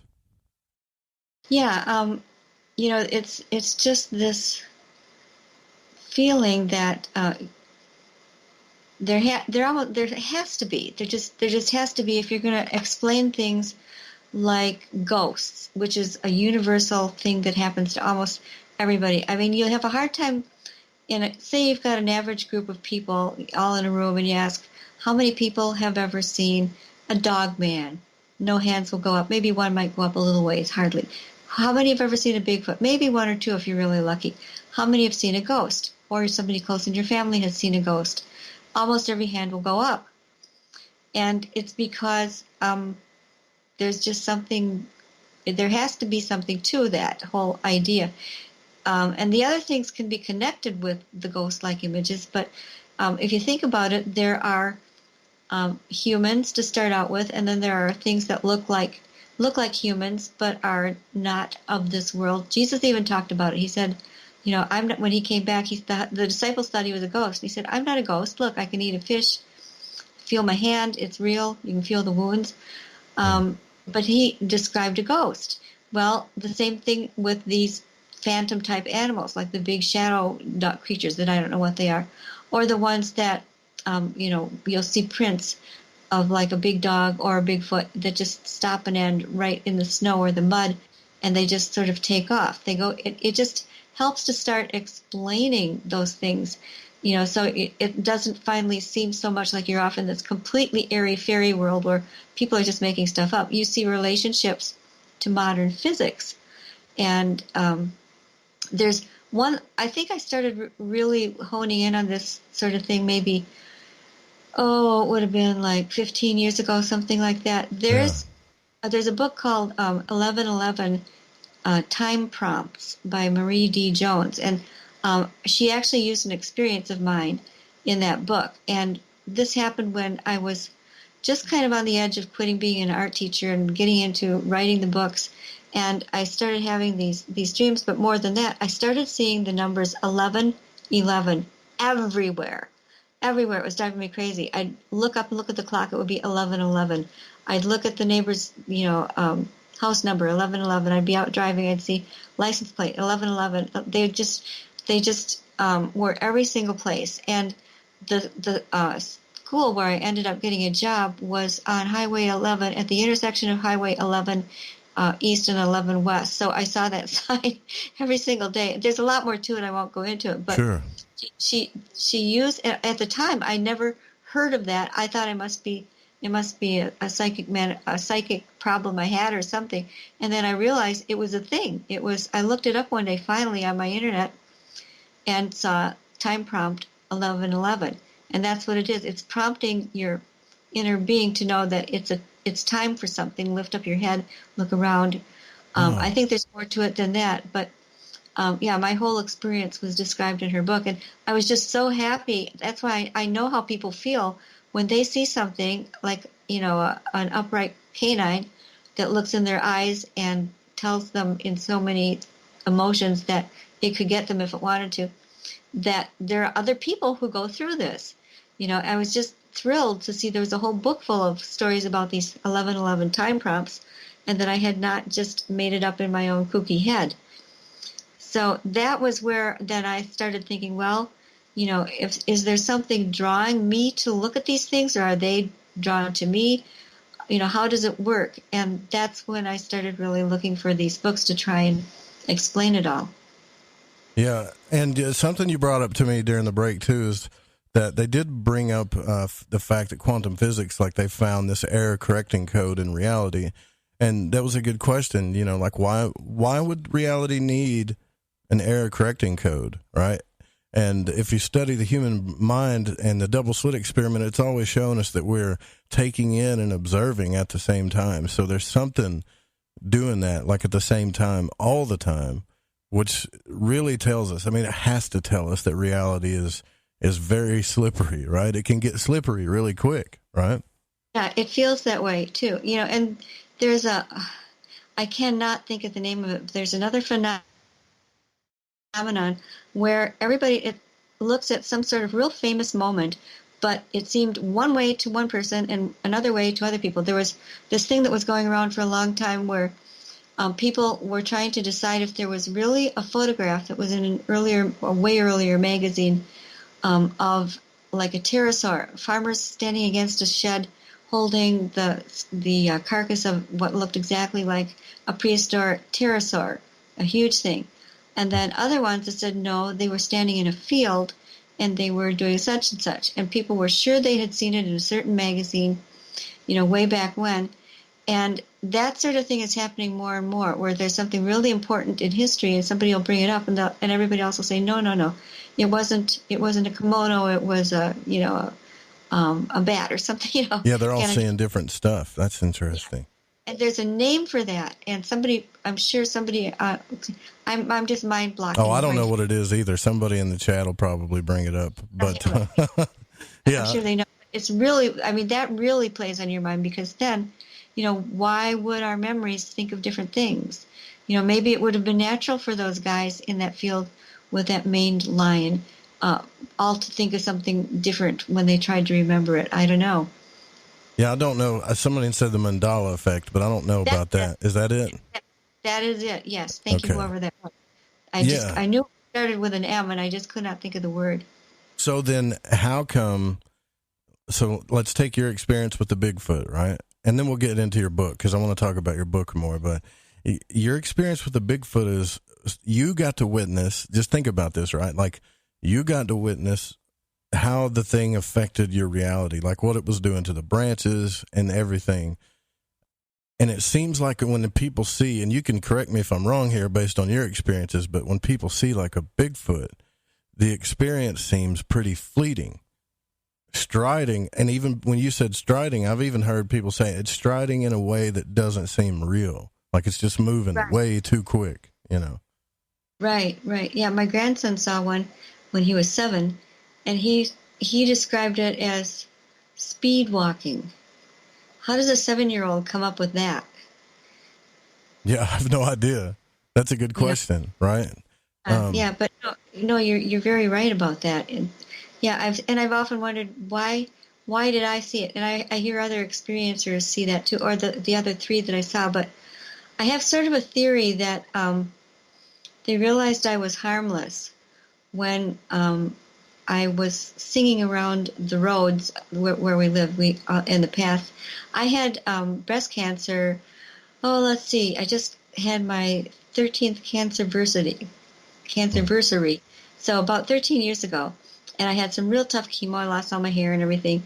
And my doctor was pessimistic. And so I was really kind of giving it all I had. And I would walk around and take hikes around where I lived. The houses were set apart, so not everybody heard me, but I was singing very positive songs. I'd like to sing. I had a music minor for a while in college. And what humans walk around on roads just singing, because when you come that close, you don't care so much what you do anymore or what people think. It just kind of, oh, well, I want to sing, I'm going to sing, as long as it's not hurting anybody. So imagine that these creatures are in that place, because when I I had been getting reports from the get-go. As soon as Beast of Bray Road happened, people were sending me reports of the Bigfoot experience in the Kettle Moraine State Forest. So I knew they were there. I just had never been able to see one. But imagine you live in this place. You're trying to keep yourself hidden from humans because they have guns and bad things. You don't trust them. And here's this little wimpy woman walking along singing, which is something most humans never did. And it would attract your attention, right? And you'd watch. I feel like they watched me until I was familiar to them and probably funny to them. And probably smell different because animals, we know from dogs that are trained, can smell cancer in humans, and or the very strong medicines that I was taking at the time, poison really, and they could tell that, and so they at that time probably somehow memorized me because I lived there, they lived there, and do you think maybe they became curious of your being? Yeah, maybe. Yeah, I do. I think I seemed just sort of harmless and weird, and right. and if they really have survived in our woods for many years in woods that are close to where humans live, they would have had to have adapted this behavior to really suss out who was around and who might be dangerous and who might not be dangerous. And that's why little kids get to see them, I think, more often than adults do, and why my grandson saw one. Now, is that a definite fact in your research too? I wanted to bring that up, that children often see far more than we do as adults. I think so. I think that we're born without this filter. We're born with an area where a filter will usually later fill in, and that we see things. It's just happens so often that kids have these invisible, quote unquote, playmates, and that and animals are the same way. You see the dog barking at the corner of the room where there's nothing there. The cat is hissing and scratching at thin air. But we have these filters where we don't see these things. Sometimes maybe the treatment of having that cancer weakened my filter, and I was able to have the experiences where I wouldn't have seen them before. But there's all kinds of behavior things that really fit together in kind of a neat way that you can understand would help them to survive. It pays for them to watch people that are living near them. And so these are like theories that you've come up with that are based on a lot of actual science that's going on now. Plus you got the whole consciousness factor. And I think what we're starting to understand is the role of consciousness and our reality are very, very dependable, in a lot of ways. With Ronnie LeBlanc, I had him on the other night, and we were talking about how a lot of people report orange orbs. Like orange orbs has been a thing since there's sightings of that stuff since the 1600s that they've found stuff about that. And so sometimes I wonder, like, when things come through, maybe they show us in balls of light or orbs, but maybe some other day, depending on the setting, we see them as different things. You know what I mean? And they may come from different origins, too. For instance, there's a long-standing belief in many places in the world where there's still very long-standing tribal religion that shamans and the like medicine people, whatever you want to call them, are able to train themselves to transport in balls of orange light. They just look like balls of orange light. And then there are white ones. I think it's probably the second most common. But they are said to travel in balls of light to get around where they want to. So maybe, one color light has one function and the other has the other. I don't know. I'm purely speculating, just thinking of different things I've experienced. But there's also the thought, if you want to throw this into the mix, that the human brain is said to be a computer, and not just a regular computer, but a biocomputer. There's even a better word than that. This time of night, I don't think of every word as fast and easily as I should. But I understand. But what's a supercomputer with? Well, I'll come up with the right word sooner or later. It's a nanocomputer. Is that what you're talking about, like nanotech? something like that, or just holographic. It's a holograph. Or quantum computing. Yeah, quantum computing. That is it, a quantum computer. Thank you. And so the idea is that there is this natural, long-standing sentience of a sort that is always around us, and it's there as its own. Maybe it's the first dimension. We just cannot usually perceive it. But when it connects with the human brain, especially thinking of the brain as a quantum computer, then it can project things, almost just like a movie projector. It takes a little piece of flat tape and projects it into this 3D image on the screen. And I'm talking about movie tape before we had all the electronics we have right now, just for the sake of the analogy. So it transfers one thing to the other. And I've had an experience like that where I was working on the book Weird Michigan and just accidentally discovered a place that was supposed to be very haunted, and the owner took me through it, and the basement was supposed to be haunted by a boy who died from typhoid in like around 1907, something like that. And so he was seen occasionally, and he was very much of a poltergeist, was always pulling. They had an antique store there that he had to leave because he was always pulling the glass stuff off of the tables and breaking the light bulbs and all that kind of thing. And he was supposed to be down in the basement. Now, most people saw him as a young teenage boy wearing the old-fashioned clothing. And I went down in the basement with this owner, not usually to take pictures of haunted places. I would just go in. I would not expect to see anything. I had to interview the owner, get my photo, and leave to get to the next one. Well, this time, we're standing there, and it's a big old basement of what used to be a commercial building. And everything that could have been shiny, ducks and things were covered with brown paper, so there was nothing shiny. There was one little light bulb on our end, one tiny light bulb on the other end. And I said, well, let's just stand here in the dark for a few minutes and see if anything happens, doing my due diligence. So we're standing there, and all of a sudden, this white sphere pops up, and it was really much like the sphere that Sanjay and Lee and I saw many years later. But I was just too paralyzed. I had my good camera in my hands in front of me, and I could have raised my hands and taken the photo, but I had to look away and then look back just to see if it was something in my eyes. So I looked away, I looked straight at it. It was still there. It was hovering. I had the feeling it was curious, just a feeling on my part. And then I did get the camera up, and just before I clicked, it went away. It was there. I didn't get anything on the picture. That is an awful bad coincidence, right? It's funny how that happens a lot. It always does. Well, yeah, and here's the real thing. Was at that point I asked the owner to turn the light back on, and she was standing there looking kind of bug-eyed. She did it right away, and then she was looking kind of bug-eyed, and I said, "Did you see something?" And she said, "Yeah, I saw Basement Billy. He was, I said, "What did he look like?" And she said, "Well, he was glowing a little bit, and he was wearing those clothes. And what I saw was just a sphere."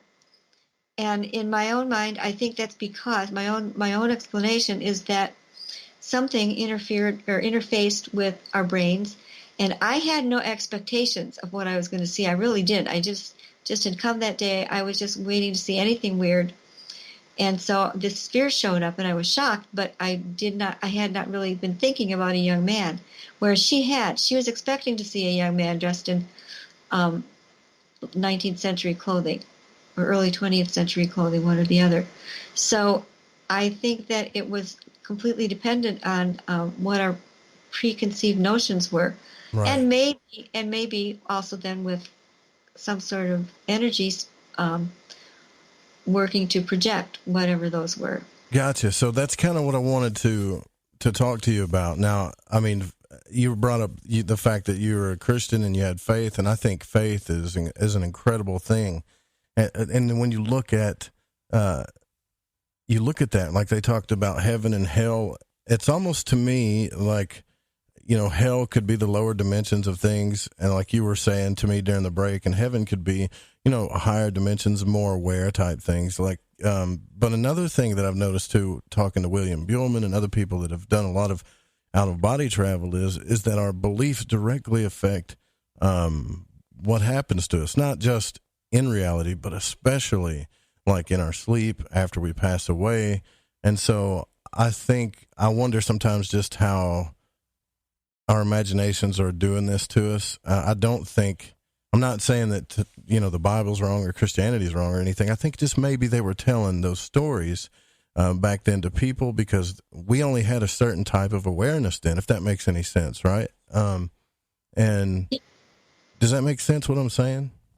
Yeah, it could. I mean, I think there are many, many different layers in just about any given part of the Bible, that have like a very simple meaning on the outside, but then you keep opening up like layers of the onion, or maybe I should say something better than onion. No, onions are they're good. It gives you the analogy that maybe the reason that we are to be good to our neighbors and not to be the ones to, it says do not mock people, that sort of thing, because it will hurt us as much as it hurts them, if not more. And then what we're working for is to learn to be the kind of people that help everybody by, practicing these kinds of things that are advocated. And I know my sleep life goes much, much better. People say, well, don't you have nightmares about these wolf things? I was going to ask you that. I really was, yeah. And I don't. I really don't. It's happened maybe once. If I have a scary animal dream, it's usually a bear because I had a bear phobia as a child from being up north where my dad was from, and the bears being around all the time. So it's based on sort of a natural kid fear. But really, I don't have nightmares about Bigfoot or Dogman or anything like that. Just bears. That's it, right? Bears and odd people.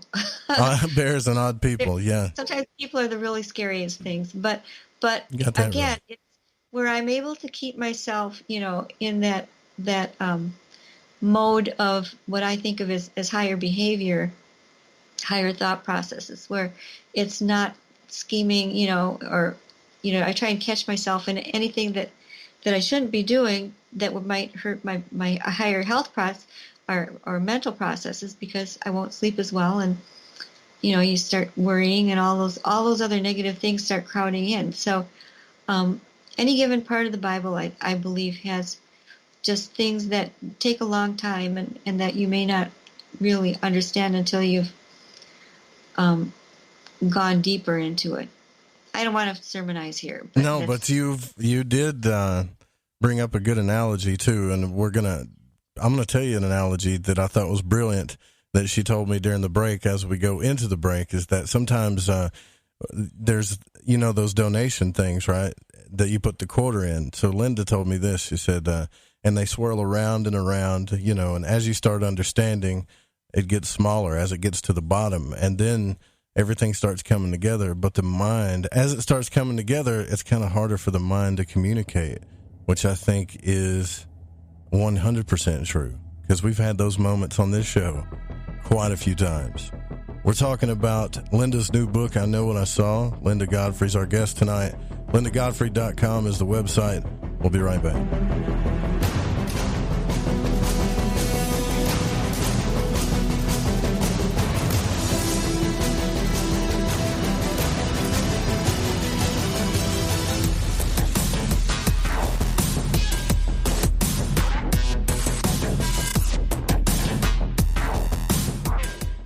Thanks for listening to this broadcast. Need another late night fix? You can tune in every weeknight to Lighting the Void with Joe Roop on The Fringe FM. Hi, this is David Oman with HouseAtTheEndOfTheDrive.com. You're listening to KTLK, The Fringe FM. I like to listen to Lighting the Void because of the guests, the content, and the host, Joe Roop. He's smart, he's intelligent, and he seems to ask the questions that we all have on our mind. We're all searching for the truth, and Joe helps us get closer to it. I love this show. I love this show. I love this show. Lighting the Void. What's up, Joe? Hey, man, I just wanted to say your show, dude, keeps getting better and better and better. I love Lighting the Void and the Fringe FM.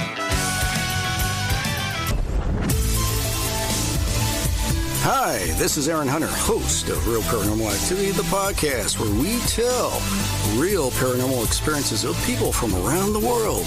And we also conduct interviews with authors, investigators, psychics, and mediums. Real people, real stories, real fear. Thursdays at 6 p.m. Pacific, 9 p.m. Eastern on The Fringe FM. See you then. Hey, this check is wrong. I worked a holiday and 7 hours of overtime. Not getting paid correctly is a real pain. It could also hurt our boss if our company provides out-of-compliance checks.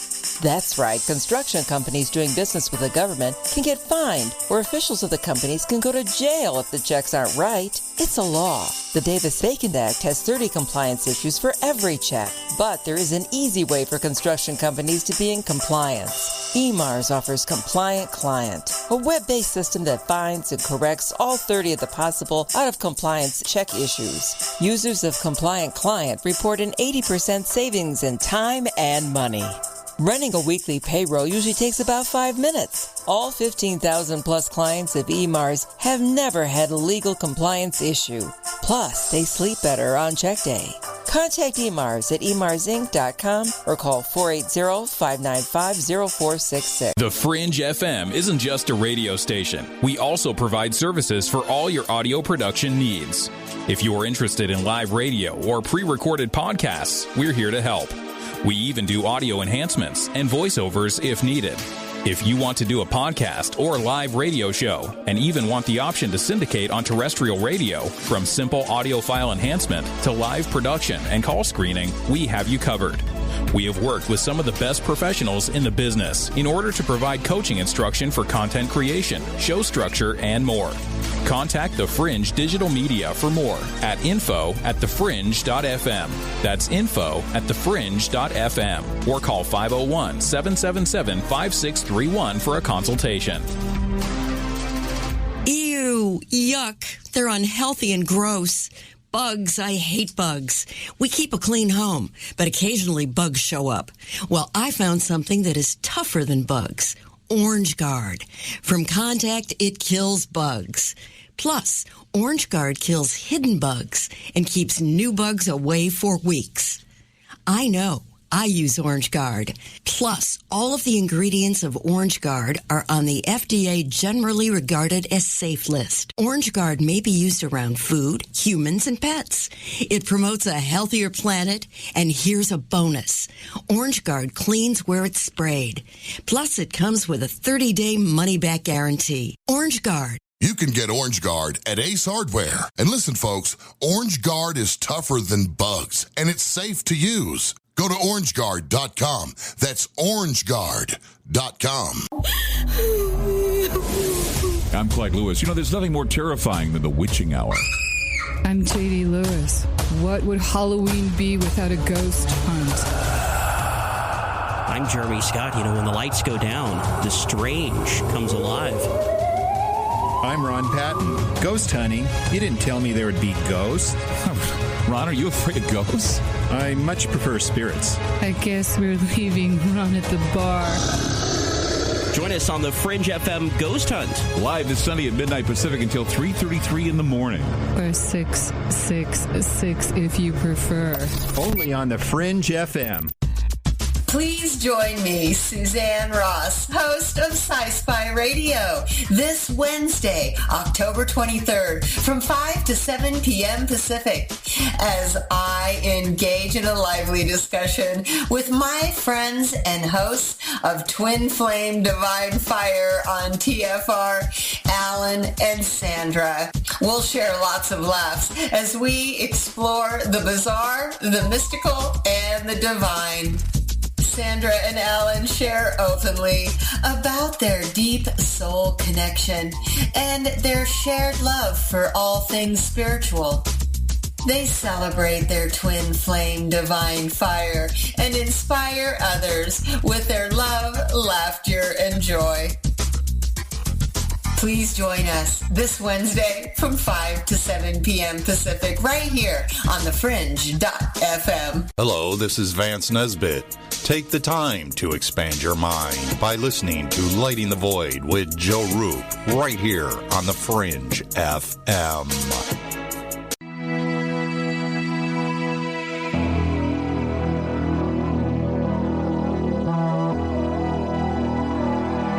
You're listening to Lighting the Void. The call-in number is 1-800-588-0335. If you would like to text, you can text in at 501-777-5631.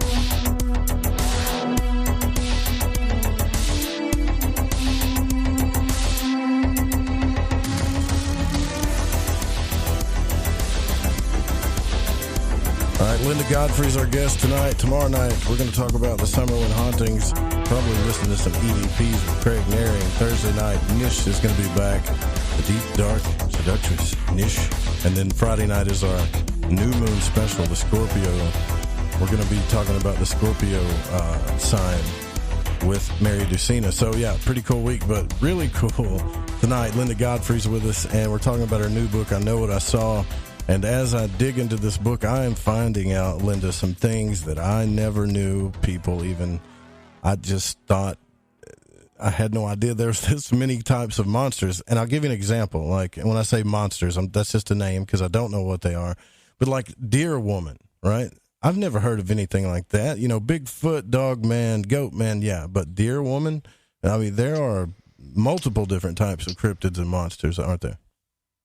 There are, you know, and again, it just kind of goes back to, you go back to the very earliest civilizations, and what did they put on their walls? They put sculpted or painted depictions of people that were blended with animals, all different types of animals, deer, goats, birds, you know, you name it. I was in Colorado this last weekend, and my husband and I wanted to stop somewhere and have a nice walk that was something different than the mountain walk, which we were kind of worn out from. And there was a mall where they were advertising a sculpture garden. So we stopped, and the sculpture garden was filled with really unusual stone sculptures from different African tribes. And many of them represented these transmorphic animals, part human, part bird, whatever. But there were lots of giant birds, many, many giant magical birds from different tribes. And some of them, they seem to have different functions. There was a little bit of writing about each of them. And that's something I had never thought about was, you know, big birds of Africa. I've studied them. I've got in my book, American Monsters, I've got a whole, one of the 3 sections is just focusing on weird flying things itself. But I never had this wonderful education in how many diverse, giant, mystical birds there are among African tribal beliefs. Yeah.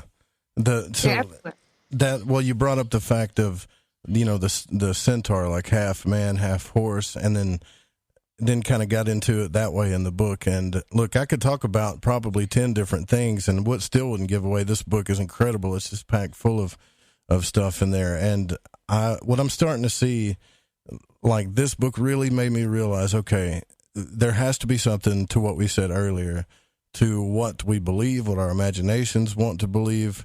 But when I say imagination, I want everybody, and I know Linda understands this. I don't think it's not real. I just think things could be manifesting in ways that we don't understand based on our beliefs, and especially based on, like, mythology. So I wanted to ask you about that, because this book, you intentionally wanted to set out for that with this book. How much does our myths and the archetypes and myths have to do with the effect of what we're seeing or what people are reporting? Is it more or less than you thought? Oh, wow. You know, sometimes it's not that most of these creatures don't often manifest as something totally corporeal. In other words, You could walk up and grab its fur if it would let you. You would feel fur. It can eat. It can leave scat piles. They seem to be able to reproduce. Maybe one reason they come here is because they can reproduce here and can't in some other realm for whatever reason.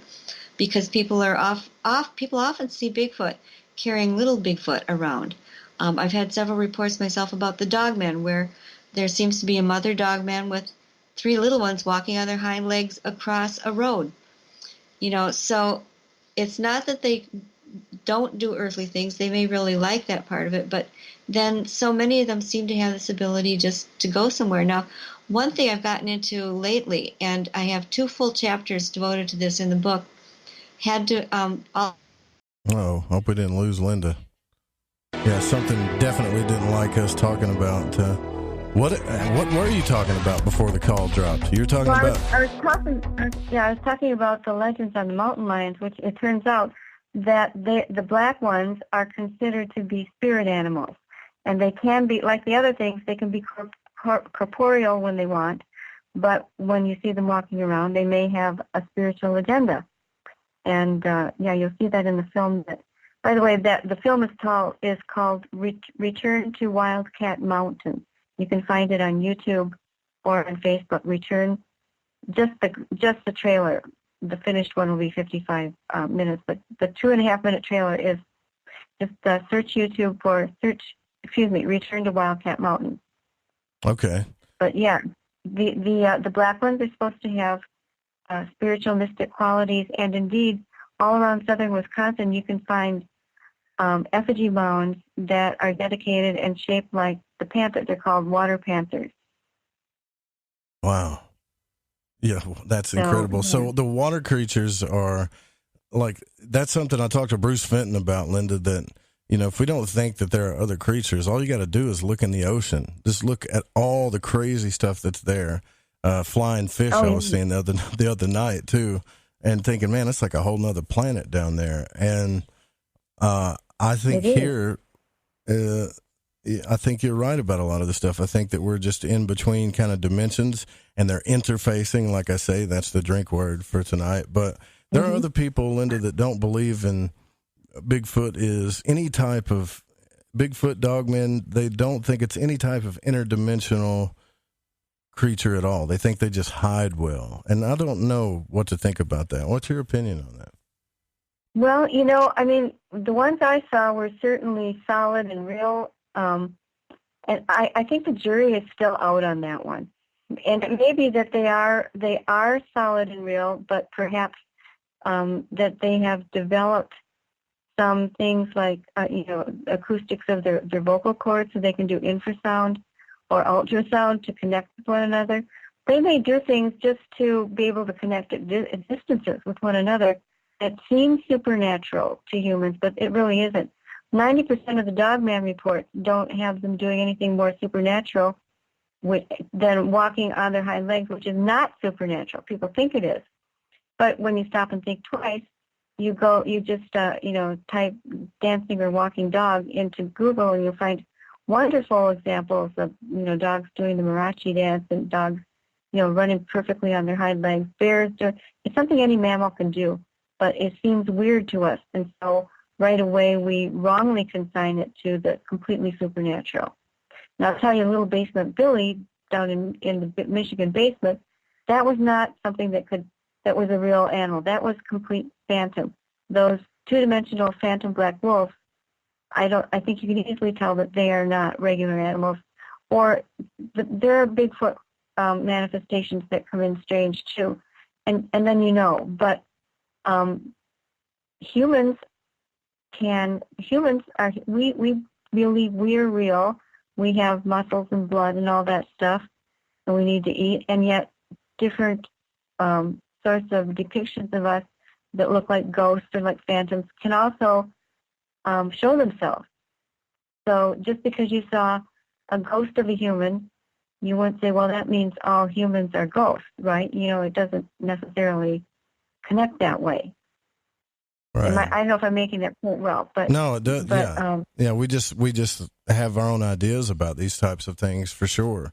Yeah, absolutely. And if tribal shamans can project pictures of them or images of themselves as walking wolves, which it's called by a different name then, but that's widely known worldwide, this idea of shamans projecting their own images as different animals, that kind of thing. But if they can do that, it doesn't. If a human does that, and that's something that is, believed in many places, and they just say for the sake of argument, that they succeed and project either around themselves or away from themselves an upright wolf, that doesn't mean that the wolf is a natural thing, the one that you're seeing.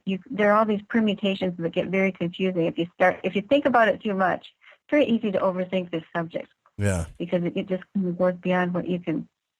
It's easier to think it's a werewolf, right? Just like the movie show. That's what the easiest thing to do is. Yeah. It is. Yeah. Or you see, or just to understand that the Bigfoot may have many ways. I mean, they can be a corporeal creature and still may have many ways of things that are natural for them, but not, for, that are natural for them rather than being something supernatural, is what I meant to say. There are so many things in your new book, I know what I saw, that so many things that I've never heard of. Puckwudgies, mini-huns, cannibal dwarves, there are countless things that you talk about in here that are very, very interesting. But one of the things that we were going to talk about in the third hour here that I am familiar with is the golems and servitors, because I've studied the occult quite a bit, and I know that, in Judaism, they would actually create golems, and in chaos magic, they actually create servitors. And I wonder if you're thinking, or what your thoughts on that are, is if how maybe magic and occultists could be affecting our reality by possibly creating some of these entities, maybe. Yeah, I actually addressed that in one of my very first books. It might have even been The Beast of Bray Road, where I was talking about the well-known incident of the tulpa, in Tibet, which is a sort of being that is created by the practitioner by sort of projecting his or her own aura or second body, or we all are supposed to have these kind of second bodies within us that are more of a spiritual body, or spirit, not spiritual, but spirit body. Right. And that they can project. And I have had one of my books has the explanation of a woman who is actually teaching this to her disciple, and the disciple sees the different animals appear on the woman's face as she appears to change. And the disciple asked, well, how are you doing that? And the teacher said, well, it just depends on what I want to project. And I think that's basically how the tulpa works too. And so the thing is, they're very well, I don't know how these things work, or, if they're true or whatever, but if you have to believe, when you realize how many thousands of sightings there are of Bigfoot, how many sightings there are of dogmen, and both of them increase every single day, you would have to have an equal number of people doing this psychic shamanic projection technique, which takes years and much study from what I understand, and sometimes very repugnant actions on the part of those who are learning that you wouldn't want to do in order to do it. There must be many of these people practicing sort of cultic activities all around the United States and Canada and everywhere else where these things are seen. And I just don't imagine that happening in the regular population of this world right now. I just can't picture that. That is probably a good thing that I can't picture it. Who knows what would come out. Yeah. But think of how many people there would have to be. Even if it was just all hoaxers, think how many people would have to be involved in some giant, massive hoax that nobody ever gave up to the authorities. That they're just 100% perfect at pulling these hoaxes all the time. I think both of those seem very unlikely. Well, but then based on your experiences too with things, right? Like, that there's more to it now. And what I think is cool about your story that you told me was that it took you 20 years to actually physically see something like a cryptid or an animal, and maybe less than that just to have experiences. So all of us that are out here wishing that we've had experiences, do you think we should be wishing for it based on what you've experienced, or no? Not necessarily. At times I was in different types of group studies back, in my college days, where people are really hurt by it. Some people are really damaged. Even if you aren't, something might stay with you that you don't want to stay with you. It's probably not a good idea. Again, if you're sort of morbidly curious like I am, it's part of my nature. But maybe I was maybe that was part of what I'm supposed to be doing here, was revealing that these things that we don't know what they are here, and what we do with them from there, other people have to help decide that. It's not my call. Sure. And this is kind of a question that kind of leads off to our show last night. Since you have had these experiences, and you do, I'm sure they haven't all been pleasant. What do you do when you feel afraid or for protection? Do you pray? And does that work for you? I do pray. And for me, it's more often recognizing that I'm succumbing to a pile of worries, which isn't good for your health or your body or your spirit or anything. But I do pray when something is bothering me a lot, or when there's something hurtful. Normally, it's more like me just about, like taking a plane to Colorado and back these days. It's a risky business. Right. There's so many other things to be frightened. I pray before and after all of my airplane flights. I do. If I think that there's something around bothering another person, I'm out on an investigation. That can be enough to really upset some people. They go back into just the range of their own backyard, where it was seen staring at their children, whichever it was. I've had examples of both Dogman and Bigfoot doing that. And they tend to feel put upon and frightened and harried themselves. And if you're at that point, that's, I think, where prayer helps a lot. And it's not just me. There have been so many encounter witnesses who don't count themselves as particularly religious at all, but found themselves being chased by either a Bigfoot. I'm thinking one case that was a Bigfoot a mile east of O'Hare Airport in Chicago, along the Riverway, or by dogmen too. I'm thinking of 4 people in Milwaukee who were chased by a dogman that jumped out of a cornfield on a haunted lane, so-called haunted lane. And what happens? I'm not sure that one did, but the first one with the Bigfoot, for some reason, he said he just felt like he needed to call out to God to save him, and he did. And at that moment, he didn't hear it chasing him anymore. He could hear the footsteps. The footsteps stopped, and he didn't know where it went. And that is what happens in almost every case of the dogman. They have this encounter with the people. Sometimes there's an exchange of meaningful glances, which usually scare the person more than anything from the creature.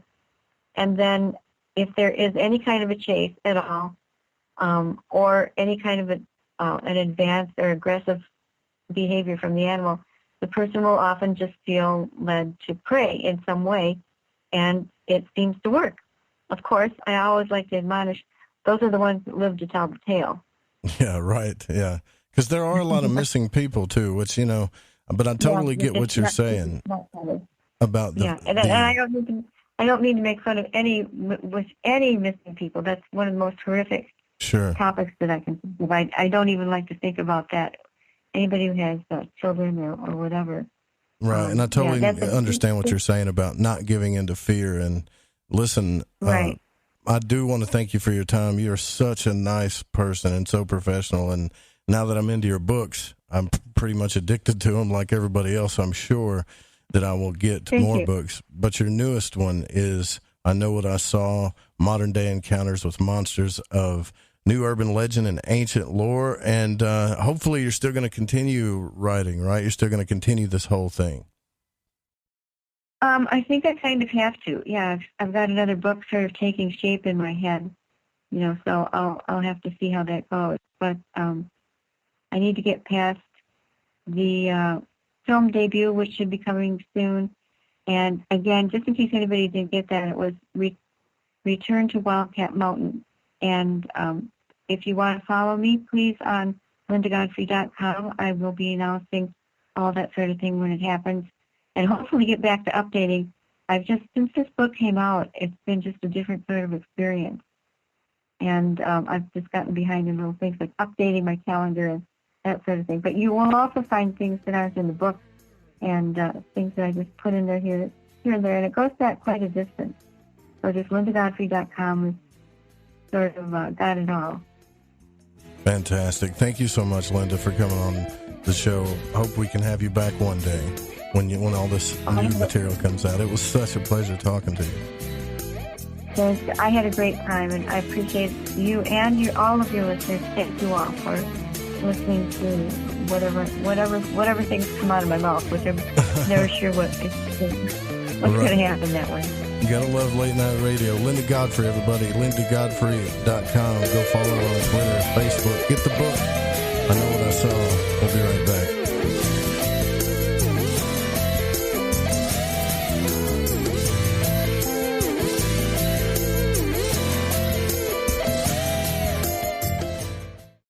Joseph Roop is your host. Pull back the blinds and uncover the truth. This is Lighting the Void Radio.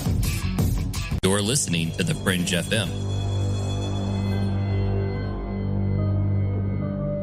Somewhere between abnormal and paranormal, there's a show called Into the Paranormal. I'm Jeremy Scott. Hear me live Saturdays at 6 p.m. Pacific, 9 Eastern on The Fringe FM. Hey, I'm J.M. DeBoard, and when I want to talk about dreams, I look up my man Joe Root and his show, Lighting the Void. The Fringe FM isn't just a radio station. We also provide services for all your audio production needs. If you are interested in live radio or pre-recorded podcasts, we're here to help. We even do audio enhancements and voiceovers if needed. If you want to do a podcast or live radio show and even want the option to syndicate on terrestrial radio, from simple audio file enhancement to live production and call screening, we have you covered.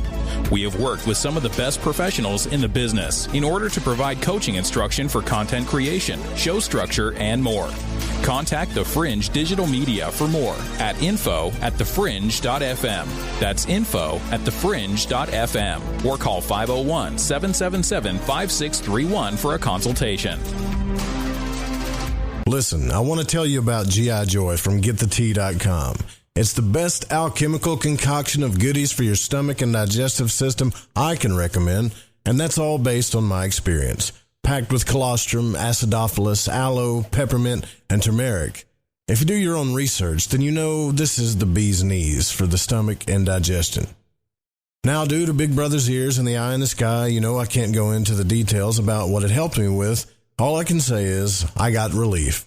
It's non-GMO, no fillers, no preservatives, manufactured right here in the US of A, and delivered to you by the only people who stay on top of the game and are out in front. Go grab a bottle of G.I. Joy at GetTheT.com and see what all the fuss is about.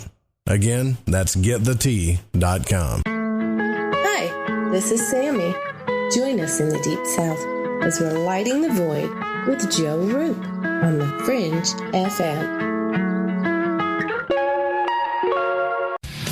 We all have that story to tell in our lives. The winds were howling, the ground shook, you could hear rushing water, and then history repeats itself. When there's no power, refrigeration fails, stores with their shelves stripped bare, ATMs can't operate, deliveries stop.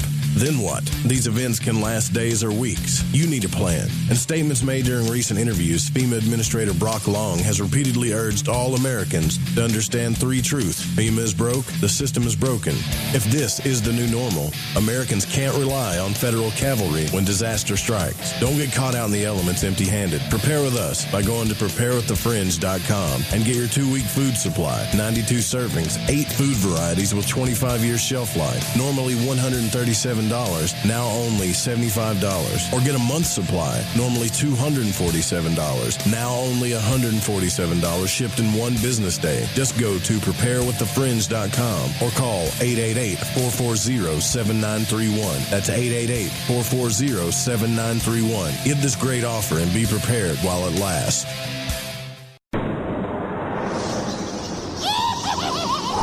Looking for things that go bump in the night? I am Dave Cruz, host of Beyond the Strange Radio, reminding you to tune in to The Fringe FM this Halloween season and listen to all things paranormal, supernatural, and downright scary. Join the Fringe FM Discord channel and chat live with your favorite host and Fringe friends. Whether it's All Hallows Eve, Dia de los Muertos, or Sam Hain, it's going to get spooky up in here. So scream your heads off with the Fringe FM. Stay strange.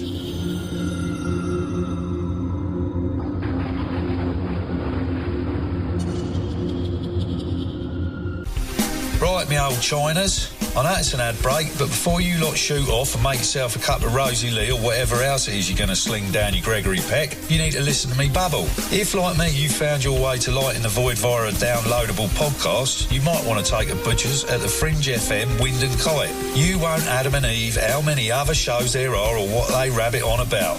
Ancient history, conspiracy, the consciousness, the esoteric, the occult, metaphysics, parapolitical, ufology, technology and spirituality, to name but a few. They got featured hosts like Ryan Gable, Jeremy Scott, Alex Exum, Tim Doyle, Cortana and Gigi, Susanna Ross, the Reverend John Polk, Michael Deacon and J.D. Lewis. You might find yourself listening to the thoughts and theories of the author of The Fish you just finished reading. Or you could pick up the dog and bone, call in and tell everyone your own beliefs or experiences. So do me a favour, before you put on the Ansel or crack open a bottle of vino or roll a joint, go to the Fringe FM and see what you're missing. Are you intrigued by Paranormal Talk Radio? You'll love the new Paranormal Radio app from TalkStream Live. You'll find a great selection of talk shows covering UFOs, ghosts, strange phenomena, and much more. Download the Paranormal Radio app now and start listening to the very best in paranormal talk entertainment, including the network you're listening to right now. The Paranormal Radio app, free in Google Play and the iOS App Store. To call Joe, pick up the phone, dial 1-800-588-0335, toll free from the United States or Canada.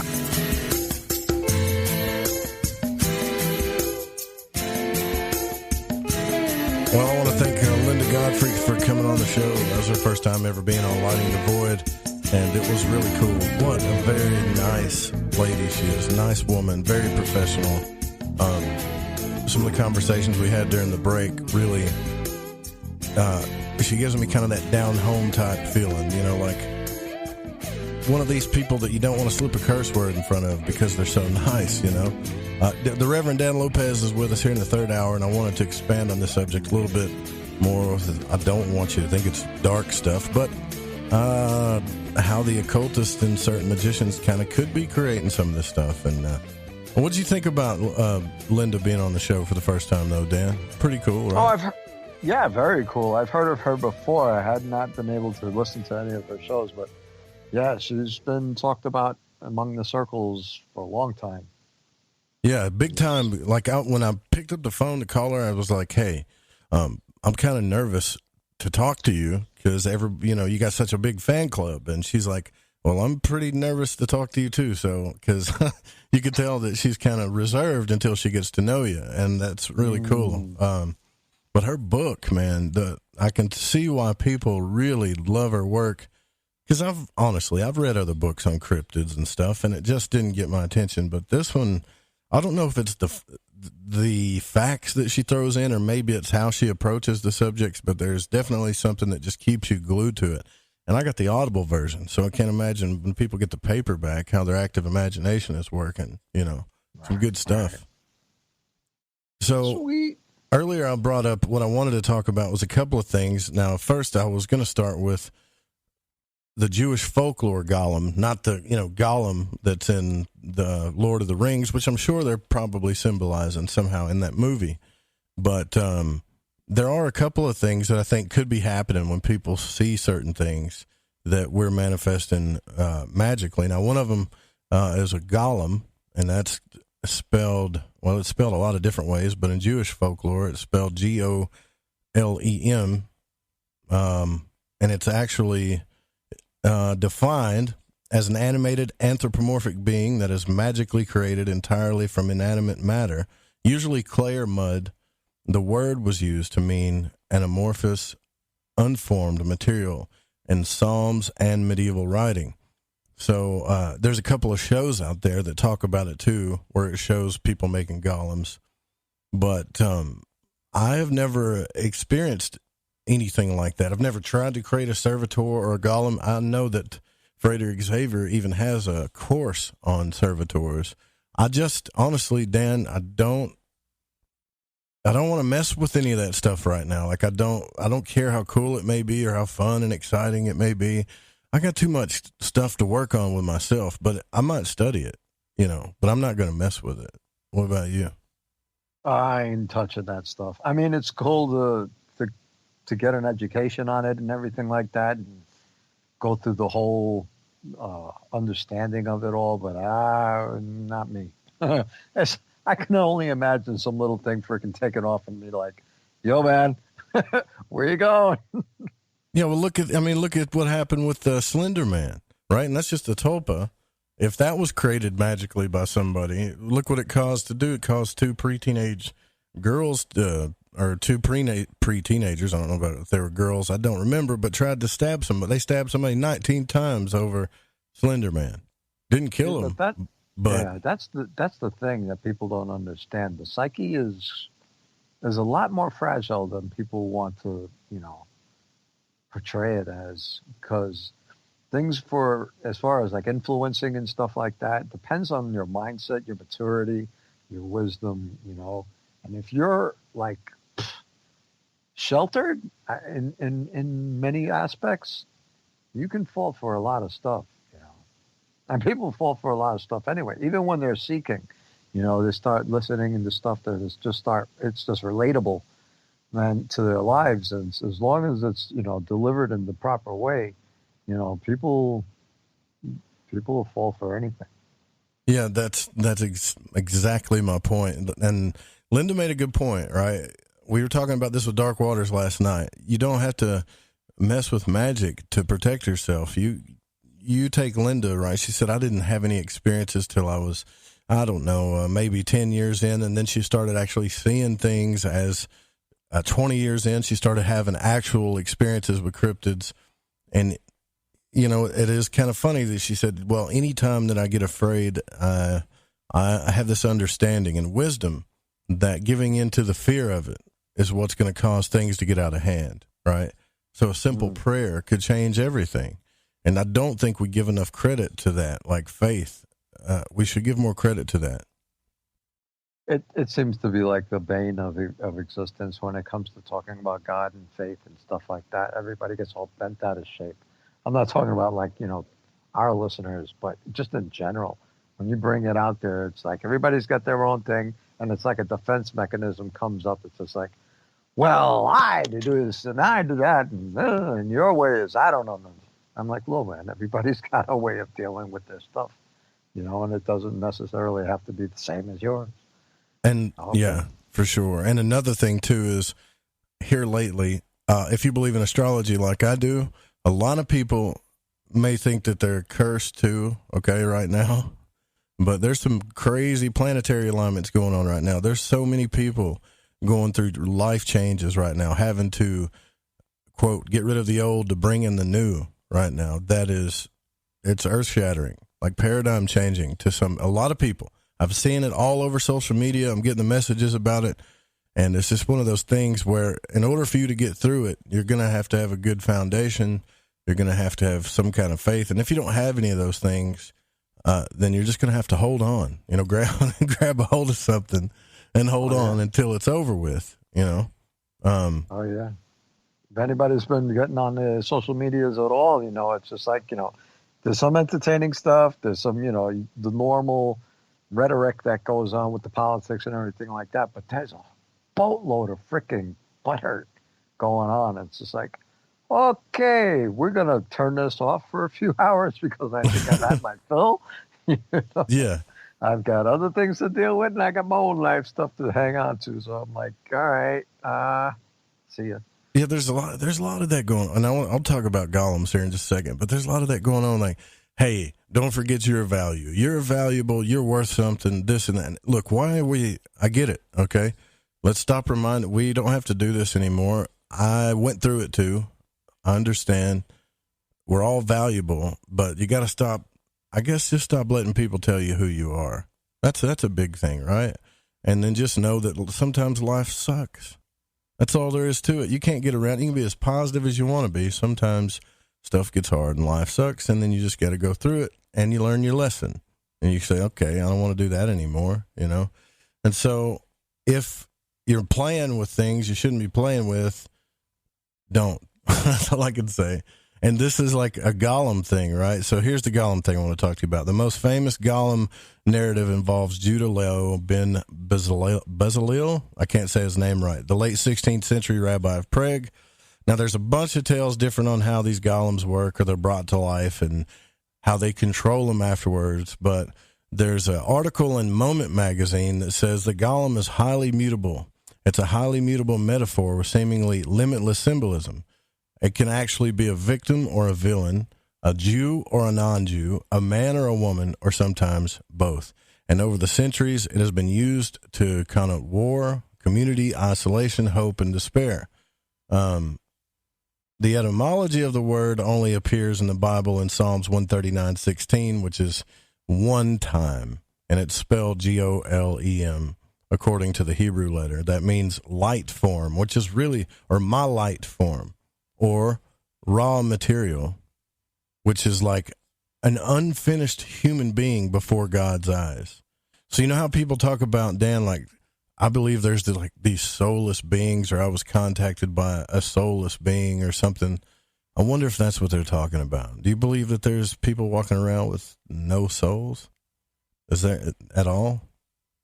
It's quite possible. I can't remember the reference that I found, but I was reading a bunch of Edgar Cayce stuff back in the day, and there was a mention of somebody had questioned him about aliens and stuff like that while he was on the trance, and he was just like, don't even pay attention to them.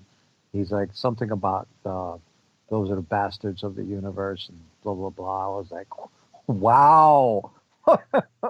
Wow. I was like, bastards of the universe? That's pretty rough, man. Yeah, some like, parents have had what does that even mean? Yeah, you've been called that by, some of you have been called that by your parents too, haven't you? You're a bastard. You're a soulless bastard, right? You were an accident. That's terrible, man. Don't tell your kids that stuff. That's soul crushing. Jesus. And my father told me I was a worthless piece of really? Wouldn't amount to anything and stuff like that. Yeah. That was pretty, I could carry that. The oldest stories of the golems go back to early Judaism in the Talmud, where Adam was initially created as a golem when he was dust, like he was kneaded into shape. So imagine like if you took mud and shaped it as a man, right?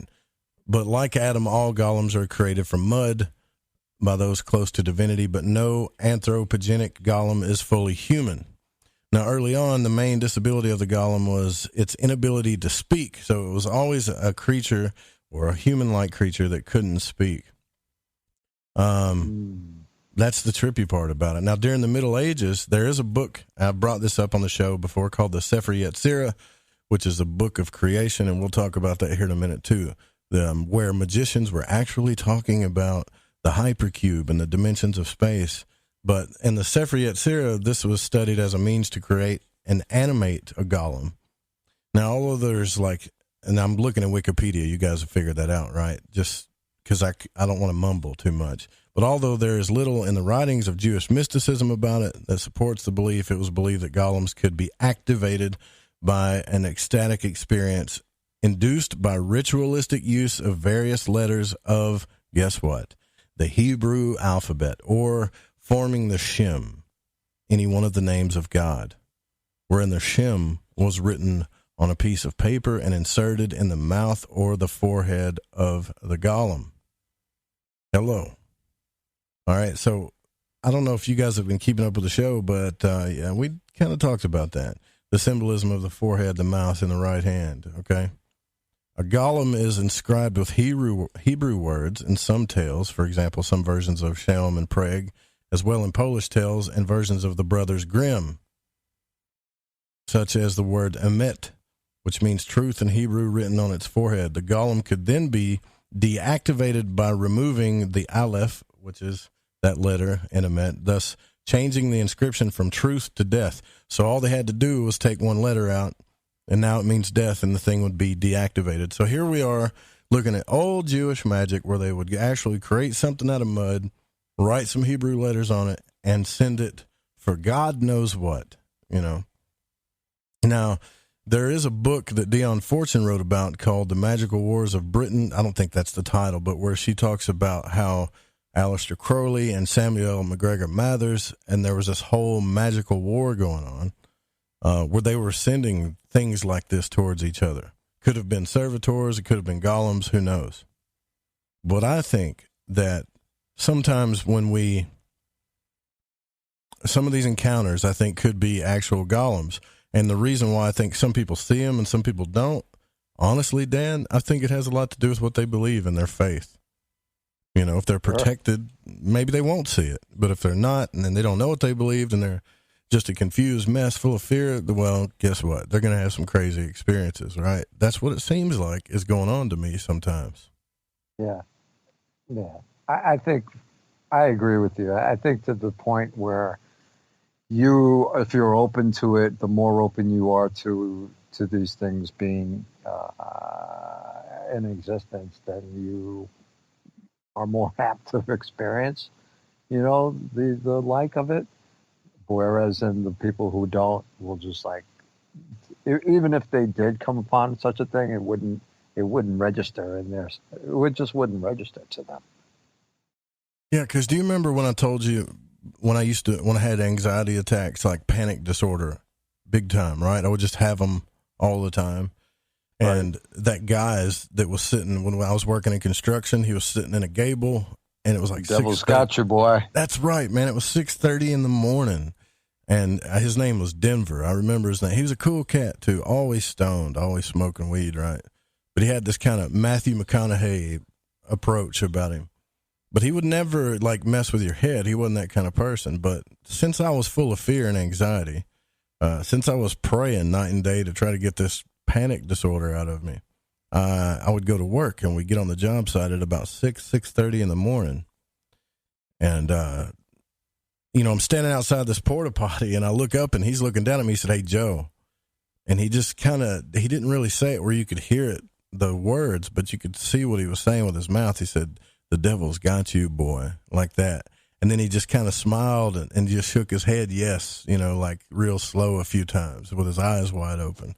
And I remember, man, it freaked me out so freaking bad that I ran into the porta potty, and I hate the freaking porta potties. They're disgusting, you know. But I slammed the door and just sat there on the lid and was like praying, like every prayer I could think of, thinking, what the hell? And later I went to him after lunch while we were sitting out there eating our lunches on the job site, and I said, "Man, why did you say that to me in the morning?" And he just kept looking at me like I was crazy. Like, dude, I don't know what in the hell you're talking about. And it's not one of those, you know, usually when people are messing with you, you can see it, the sarcasm, that look. He had real confusion on his face. He's like, "Man, I didn't even," and this is what really freaked me out, because I remember him saying specifically now, "I didn't even talk to you or look at you this morning. I was in a bad mood, real bad mood. I didn't want to talk to nobody. So why in the hell would I say anything like that to you?" And now I got freaked out again, man, you know, and I'm thinking, damn, the more I give into this fear, the crazier stuff is getting, and reality starts kind of slipping, you know. Mm-hmm. Have you ever experienced that before? Or is it just my crazy ass?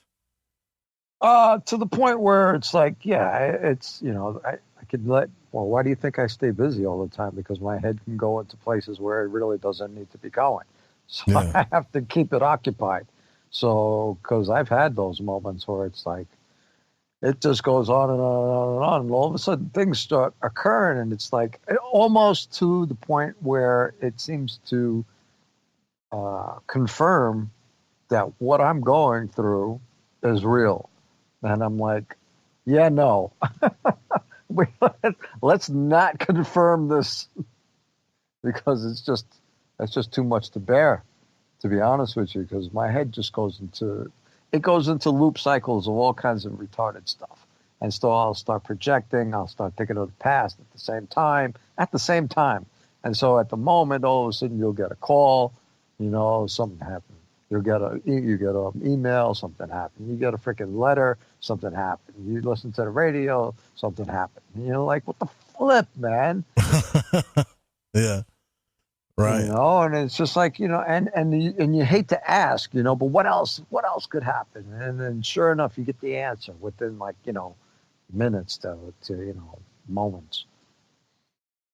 So there's all these different versions of this Golems, like all these different stories. I mean, from 1837, 1847, there's a whole bunch of them where people have claimed to use these things. There's an actual statue of one of these Golems, I think in Prague, and it looks like just this big mud figure with eyes with chains, and some of them actually look pretty human, though. The Hebrew letters on the head look pretty human. Now, what's weird about that is in Revelation it talks about the mark on the forehead and stuff, right? And if you think about that, if we were human beings and we just gave into our animalistic nature, right, like we were just animals, soulless animals, then we would pretty much be a golem. Maybe not mutant, maybe not soundless, but a golem, right? Serving only our bodies and only our animalistic natures. And in the Kabbalah, I believe they call that the nefesh. I could be wrong, but it's just where you just give into the beast, right? Okay. Now, that's what I'm kind of getting at with this, is I think that some of these magicians were smart enough to create things out of clay and cause it to manifest only in somebody's life if they were susceptible to it. Because if that's the case, man, I mean, like if the Golem thing was totally real, I would think there would be more accounts than what I'm seeing here. There would be like thousands and thousands of accounts of Golems. But it is kind of funny that Linda Godfrey did bring it up in this book towards the end, and then in their older book, that it could be a version of that, I mean, how are these tulpas being created? How's all this stuff, like the stickmen? Imagine that for a second. Like if our imaginations were really as active as Becca Tarnas and Carl Jung is talking about, and we draw, I don't know, a character or something, and we really put a lot of thought and energy into emotion into it. We actually do some hardcore visualization with it. Use certain Hebrew letters, certain planetary alignments. I mean, just get really like all of the energy that you can possibly muster up to align with this thing. And then somewhere it manifests on this realm in some type of weird way. I do believe that is happening 100%. I just would hope that it's not in bad intent, but I've got a very bad feeling that there are people out there doing this type of thing. And I don't want to give specific examples away but we've already experienced this on a show where we looked at a picture and I can't tell if it's, a demon, an alien. Darkwater said it was a demon. You don't know what it is. It doesn't even look real, but all you know is this person is having this experience with it and it's terrifying the hell out of them. That's all you know. And it makes me feel helpless. It makes me feel like, what can I do to help them? Or is it them that's causing it? I don't know. Right. We've had a couple of guests on there saying that the consciousness is capable of developing, all kinds of stuff that in reality, it's just like for them, it's pure reality, you know, and poltergeists and all kinds of stuff and whatever. So, I mean, I know you don't want to bring up anything, but there was a show. It was a movie on whatchamacallit. I think it was either Amazon or whatchamacallit, Netflix. And I told you about it, right? It was called Golems. Yeah. And wherein this lady was actually, she went in and she did exactly what you were saying. And she went through and you went and corrected me and said that there were 25 sacred letters, and then there were the unsacred letters or whatever, and of the alphabet and stuff. And she used the whole thing. She carved it out. Now the deal was that people were getting messed up, and they were being treated as subhuman by other villagers, and they couldn't go out of their own village to mess, to get anything, because everybody would treat them like poop, so they basically kept to themselves, and so it got to the point where it was like even her husband had left her and whatever, and she was like freaking out. So what she did, or because she had lost it, she couldn't give birth or whatever to a kid or whatever, and so one of the villagers outside of her village had come to them claiming that because his daughter had come near the village, she had contracted some disease, and so he wanted them to heal her because he feels that they were the reason why she got sick, and if he didn't, then he's going to kill everybody in the village. Now the healer of their village decided to take it on, because they normally don't even interact with anybody, but decided to take them on. And so that was a whole big thing. And this woman here who couldn't give birth was like, this is insane. Why are we even doing this? Why are we even being treated like this? So she goes ahead and she decides that she's going to create an Avenger, okay, to come and protect the village and stuff like that. So she does the whole thing. And this is why I think you were mentioning that should be like thousands of others of people who would be doing this. But there is a price to be paid in one form or another. And people who actually get into this understand that price actually does have to get paid. And so to this woman, what happened was when she carved out the golem, what she didn't realize was that it was going to come into the form of a son. Oh, no.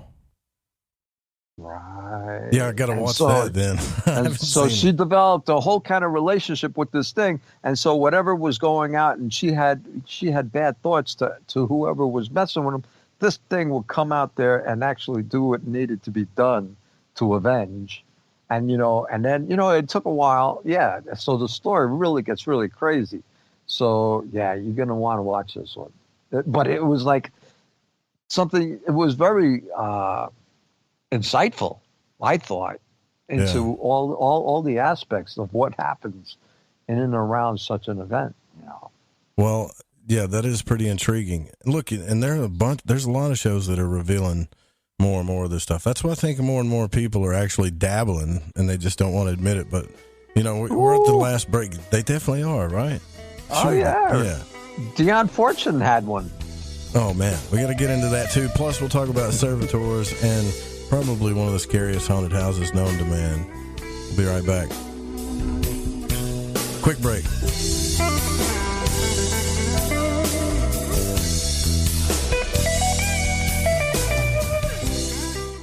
Introducing Shadow Light Tarot from Waking Canvas, the Fringe FM's new contributing artist, Eric Tesey. This hand-illustrated black and white self-published deck serves as a reinvention of the tarot, never before witnessed. Each of the several suits of this 88-card deck lineup form an infinite panoramic scene. Even the included visual companion guidebook is entirely hand-illustrated, cover to cover, with beautiful visuals and esoteric symbols and artwork. The newly released deck comes in a custom magnetic box with its own travel pouch, the Shadowlight Tarot Premium Deck and its travel-sized mini deck Wonderlight Tarot are both available now from WakingCanvas.com. If you use the code word FRINGE, that's F-R-I-N-G-E at checkout, you'll receive an extra 10% off your entire order. To discover more, including a free reading and time lapses of all the illustrated artwork, make your way over to WakingCanvas.com today. That's WakingCanvas.com. So, you love talk radio? Then you'll love TalkStreamLive.com. TalkStream Live is always on, 24/7 with the best streaming talk shows. Find your favorite talkers and discover some new ones. It's free, readily available online or on mobile with any smartphone or tablet. Finding your favorite talk shows all in one place has gotten a whole lot easier. Just go to TalkStreamLive.com. Be sure to download the free apps from Google Play or the iTunes App Store. 2018, this station produced one of the most terrifying tales ever broadcast on radio. Bigfoot Speaks, Interview with the Sasquatch. This year, we bring you an even more terrifying tale to send chills down your spine. Scary. One night only, October the 31st. Be there if you dare. Okay, here we go. AncientLifeOil.com. AncientLifeOil.com. Now this is for CBD. AncientLifeOil.com. Again, for CBD. Where do I get CBD? AncientLifeOil.com. It's pretty good stuff. Organic, non-GMO. We are the Ferrari of CBDs. AncientLifeOil.com. You know, they say when you mention a person's name 3 times when you first meet, that you're going to remember. So I'd say to you, nice to meet you, AncientLifeOil.com. It's AncientLifeOil.com, right? Nice to know that you help people. AncientLifeOil.com. Think about this. Occasional stress, occasional anxiety, occasional inflammation, occasional stiffness, and intruders that get you down. AncientLifeOil.com. Okay, so I'm going to give you a fact for the day. So Ancient Life Oil does not help you with business deals. Hold on a second. If you feel better, it could help you make a better decision. Okay, I'm wrong. Just remember to go to AncientLifeOil.com.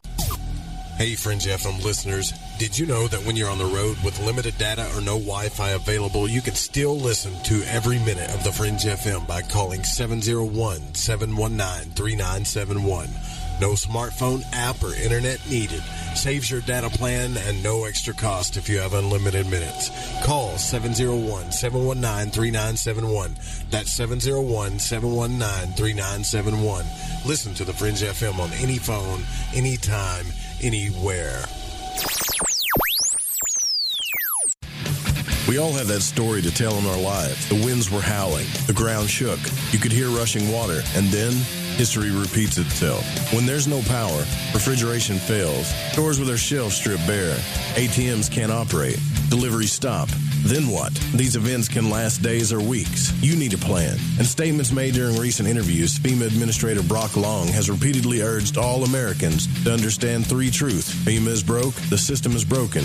If this is the new normal, Americans can't rely on federal cavalry when disaster strikes. Don't get caught out in the elements empty-handed. Prepare with us by going to preparewiththefringe.com and get your 2-week food supply. 92 servings, 8 food varieties with 25 years shelf life. Normally $137, now only $75. Or get a month's supply, normally $247, now only $147, shipped in 1 business day. Just go to preparewiththefringe.com or call 888-440-7931. That's 888-440-7931. Get this great offer and be prepared while it lasts.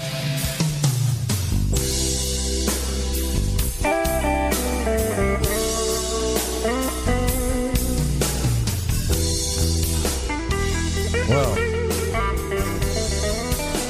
there's a pretty freaky haunted house out there that has actually got, you have to sign a 40-page waiver. You heard of this, Dan? 40-page waiver to go through this thing. We were briefly touching on it, but I had never heard about it before this. 40-page. See, so I want to see what this is all about, actually, and kind of, you know, there's a few clips on here. I don't know if it's a haunted house or a torture rack, or I don't really know. First of all, where is it located?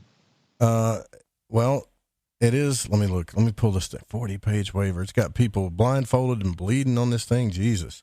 The scariest haunted house in U.S. requires a 40-page waiver, a doctor's note, and a safe word. No one has ever completed this haunted house, and it's considered America's safe word. Oh, my God. For those who've been Red, that way. Yellow. I thought that was just bedroom stuff here. Let's see. It requires a 40-page waiver, a doctor's note, and a safe word. Summertown, Tennessee. Well, that's right next door. Maybe we want to go check it out. It says, you really don't want to do this. This is what every person must utter after falling or failing to complete a tour of McCamey Manor, or Macamey Manor. That's spelled M-C-K-A-M-E-Y. Russ McCamey owns and operates the most terrifying haunted house experience in America, one you're not allowed to attend until you watch a 2-hour-long video, sign a 40-page waiver, create a safe word, pass a physical, loading, and more.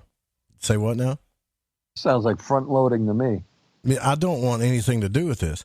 Now, this was actually featured on Netflix's Haunters, Art of the Scare. I don't want anything to do with this. We got to go. Yeah, we got to go. Let's go. I just want to see these people go through it, man. Just see what the hell. And an episode of, I got a morbid curiosity too, and an episode of Dark Tourist. McCamey Manor is a see to believe type of attraction. This horror house is so crazy that no one's ever successfully completed the experience. And yet, Russ says his new haunted show, which is called Desolation, it's like this guy's upping it every year or something, in his most extreme haunt yet. Nobody's even made it to the starting clock with this new show. Russ told News Channel 8, which is just the article I'm reading here. So if you have what it takes to complete this thing, you get a reward, though, I think. If you do, it only costs a bag of dog food to get in. He's got 5 dogs, and if you complete the tour, he will hand you ready for this? $20,000. If you can go through this thing, he'll hand you $20,000.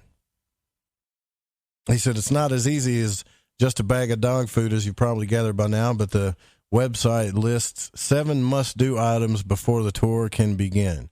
You have to be 21 years or older, or you can be 18 to 20 with the parents' approval. You have to have completed not just a regular physical, but a sports physical. And doctors letter stating you are physically and mentally cleared to play sports. Pass a background check provided by them. Be screened via Facebook, FaceTime, or phone. Proof of medical insurance. And sign a detailed 40-page waiver. And also, this is where a lot of people are going to go out. Can you guess what the next one is, Dan? Also, you have to pass a portable drug test on the day of the show. Womp, womp, womp. Everybody's out on that one. I could pass it. No problem. I don't know. I could pass the sports. I don't even know if I could pass the sports physical, to be honest with you. No, I can't pass a sports physical. Not with my electronics, no. So there's a 2-hour movie that this guy requires you to watch before visiting the place. The video is called And There Were None, which is a collection of every contestant who attempted this place between July of 2017 and August of this year. The video is basically a montage of people quitting the tour, uttering the required phrase, "You really don't want to do this." When it comes to the actual tour, Russ has a list of warnings and rules you must follow. Warnings: intense audio, lighting, extreme low visibility. There will be lots of strobe and fog effects, damp and wet conditions, physically demanding environments, close contact with creatures you're definitely going to be touched, very real and graphic scenes of horror. And here are the rules. No smoking, drinking, eating, running inside, or touching of props and or any of the actors. They reserve the right. That's BS. That's just it ain't haunted. It ain't haunted, and this is what they want the facial recognition for. You can't touch somebody who's gonna nah. So that's exactly why I got thrown out of that one haunted house in Little Rock, because this dude, I just socked him. I couldn't help it. He got so uncomfortably close to me, man. Almost did that in one of those mazes, in one of those corn mazes you go through. Yeah. where they jump out at you. I was like, oh, that was a little too close, pal. So they reserve the right to refuse admission to anyone, sure. They voluntarily assume all risks, dangers associated with participation in the event. This guy's got to be a sick individual, right? I mean, think about it. What kind of dude do you got to be like, I'm going to create the craziest thing that I'm going to make it so mentally screwed up that nobody's going to go through it. But everybody says this guy is so good at what he does, and we got to get this guy on the show somehow. That he's had people sue him over things that they thought happened. Check this out. He's so good at what he does, they've had people sue him over things that they thought happened during the show, but it didn't really happen. Right, because he's got cameras all over the place. Yeah, and a lot of his stuff is probably illusions too, you know. And props and characters. You could, I mean, it's not like you're going into a real haunted place.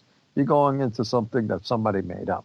And sure, man, if you have the imagination, you can bring hell on earth, no problem. He doesn't just film every show for entertainment purposes, but he does it to protect himself in court. So you're right about that. And this is his quote. He said, "You'd be surprised over the years how many people have claimed something happened to them inside my haunted house. And I needed to go back and show whoever needed to see it, the raw and unedited footage saying, here you go, here's the complete show."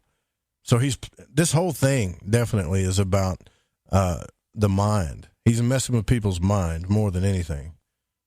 Fear factor. Yeah, so here we go. So how is he so good at playing make-believe? And he says, you know what? Hypnosis is a great tool.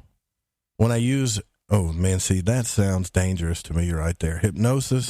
But see, that's what I was talking about, because you're front-loading huge amounts of freaking raping data, the mind. right off the start. Go ahead, I'm sorry. That's what it feels like, doesn't it, though? Like, yeah. Yeah. He said hypnosis is a great tool. When I use the hypnosis, I can put you in a kiddie pool with a couple inches of water and tell you there's a great white shark in there, and you're going to think that there's a shark in there, he said. And so when you have that kind of power over people and have them do and see things that you want them to see, then they can leave there thinking it really happened. And they'll go to the authorities and say, you know, whatever. And I have to come back and show the footage and say, it didn't go that way at all. It's saved me thousands of times, the waiver and the footage. But over the years, he's been able to tap into the fears of everyone that's come through this manner. And he says he works each show around everyone's individual fear, which is even crazier, right? So it's never the same show. He said the most common fear that people share, I can't believe this, is water. Water. If you think you have the guts to attempt this manner, you can contact him here, and I will stay behind. I'm not going to even mess with that, but water. So let's play a little clip. I don't know how graphic this is going to be. If it starts to get too graphic, I'll turn it off, you know. But maybe he's just trying to make a bunch of people think they're drowning. I don't know. Let's see. I quit for real. I quit for real.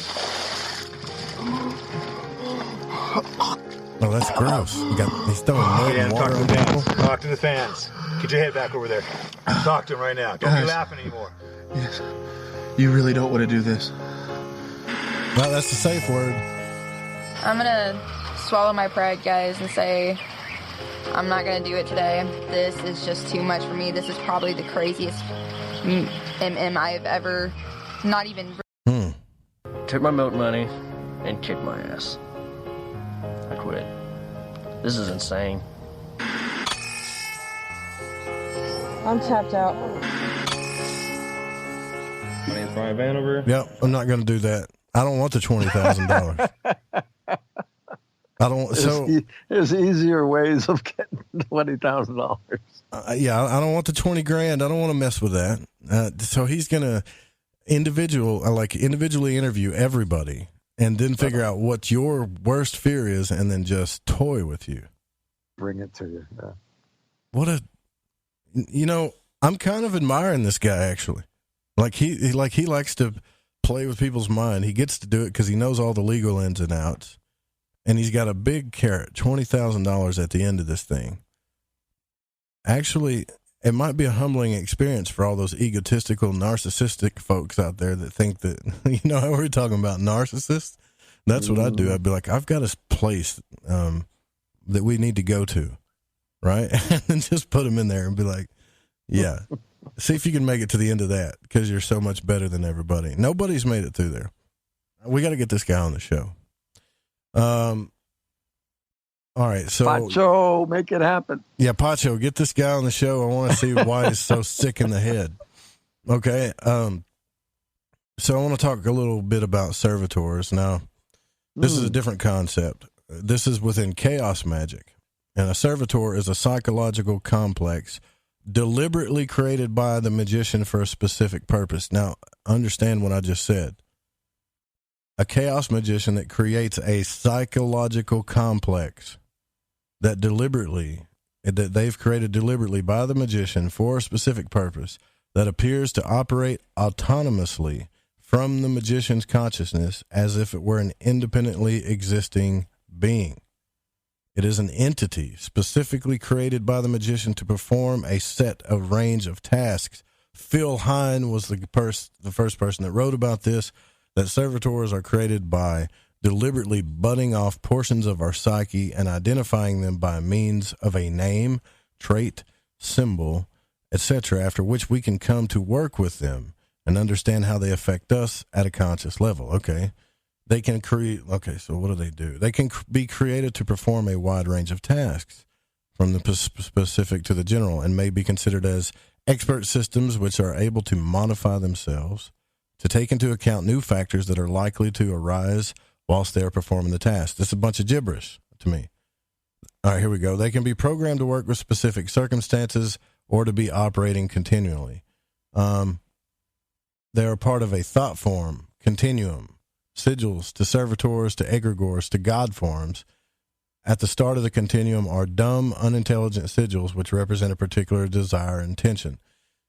So all I'm hearing here is, and I don't know much about it, but I'm pretty sure that people can use this in a dark manner too. Some of the people that have wrote about these types of things are Austin Osman Spare, Carl Jung, a lot of chaos magic books, Phil Hine. Check out what tulpas are, okay?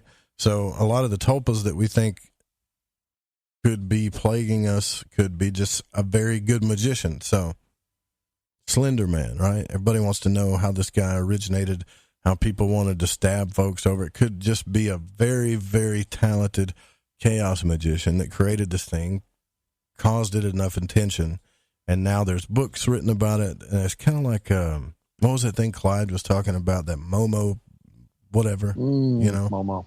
All right. And once it gets in everybody's head and you get enough emotion stirred up, now there's pure energy behind it. And now people are having encounters with it, experiences with it, and it's coming into our reality. If you think that that can't be true, then you haven't studied consciousness enough, because I can tell you for a fact, I've done this to myself by accident. So imagine if you really knew all the aspects of this, if you could pick every little part of the psyche apart, put it back together, and create your own thought form, tulpa, servitor, or animal, and then be even smarter and sick it on certain individuals. You got to be a pretty dark sumbitch to do stuff like that. I'm sorry. You're way too bored, or you got some type of something happened to you when you were a kid. I don't know. I don't know why you'd want to mess with people like that. All I'm saying is that I think it's real. I think, in a way, Linda Godfrey's touched on it in a few of her books, especially the Golem part. And we just don't need to give into it. And the number one thing that I can tell you that's going to protect you is the fear stuff. If you give into it, you're doomed, right? You cannot give into it. And you guys know I'm working on this kind of like mage versus the scientist thing. And the reason why is all these quantum physicians and all these people talking about multi-dimensions, and they're showing pictures of the hypercube and all this stuff, right? The hypercube is already in old books. It's in old Renaissance books. It's the Sefer Yetzirah.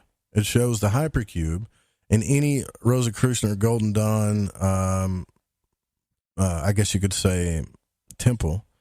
The altar is an actual hypercube, which represents the different cubes of space. And now you start kind of understanding the tree of life a little bit. and see that these cats were already exploring these realms way before science ever started tapping into it with their instruments. Question. Is that part of what the magician would use when he sets up his table and he paints the outside white and the inside black? Yeah, that's what that is. It's a hypercube. It should be just like two boxes put together, right?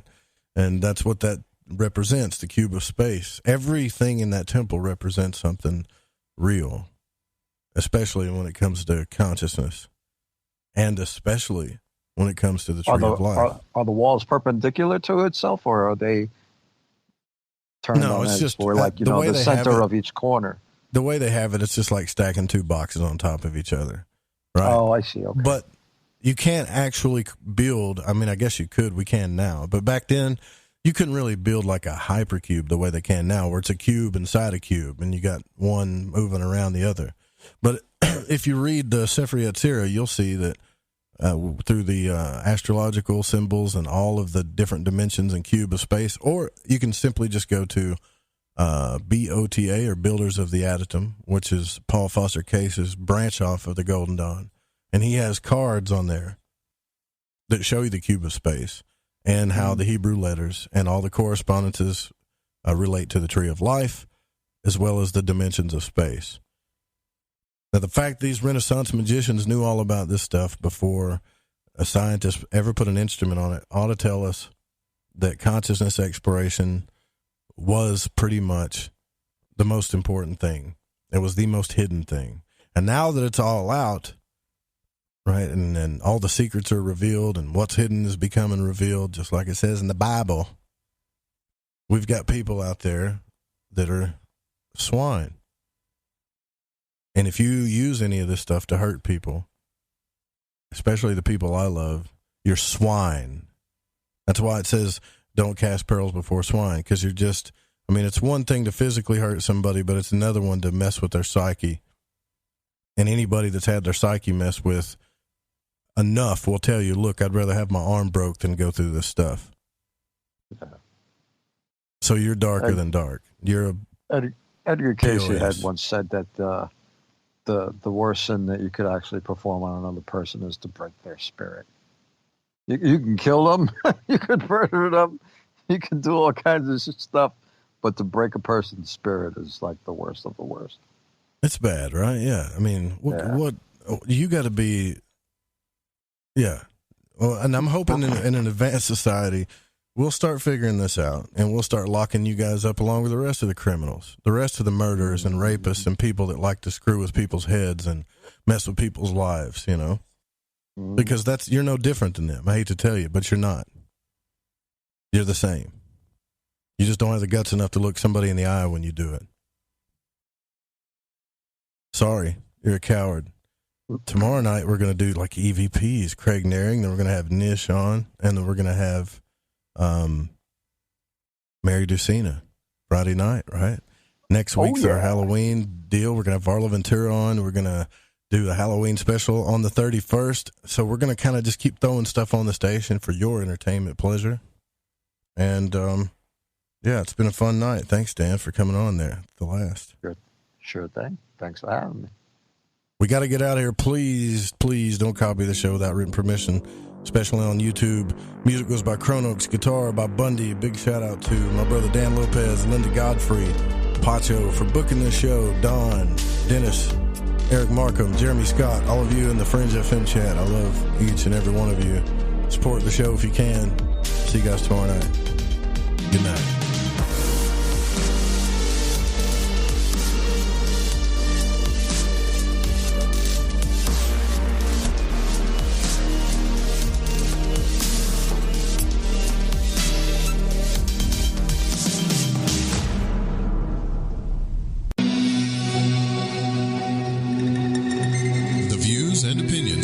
On this program do not necessarily reflect those of the Fringe FM, KTLK Digital Broadcasting, its sponsors, affiliates, or staff. Listener discretion is advised.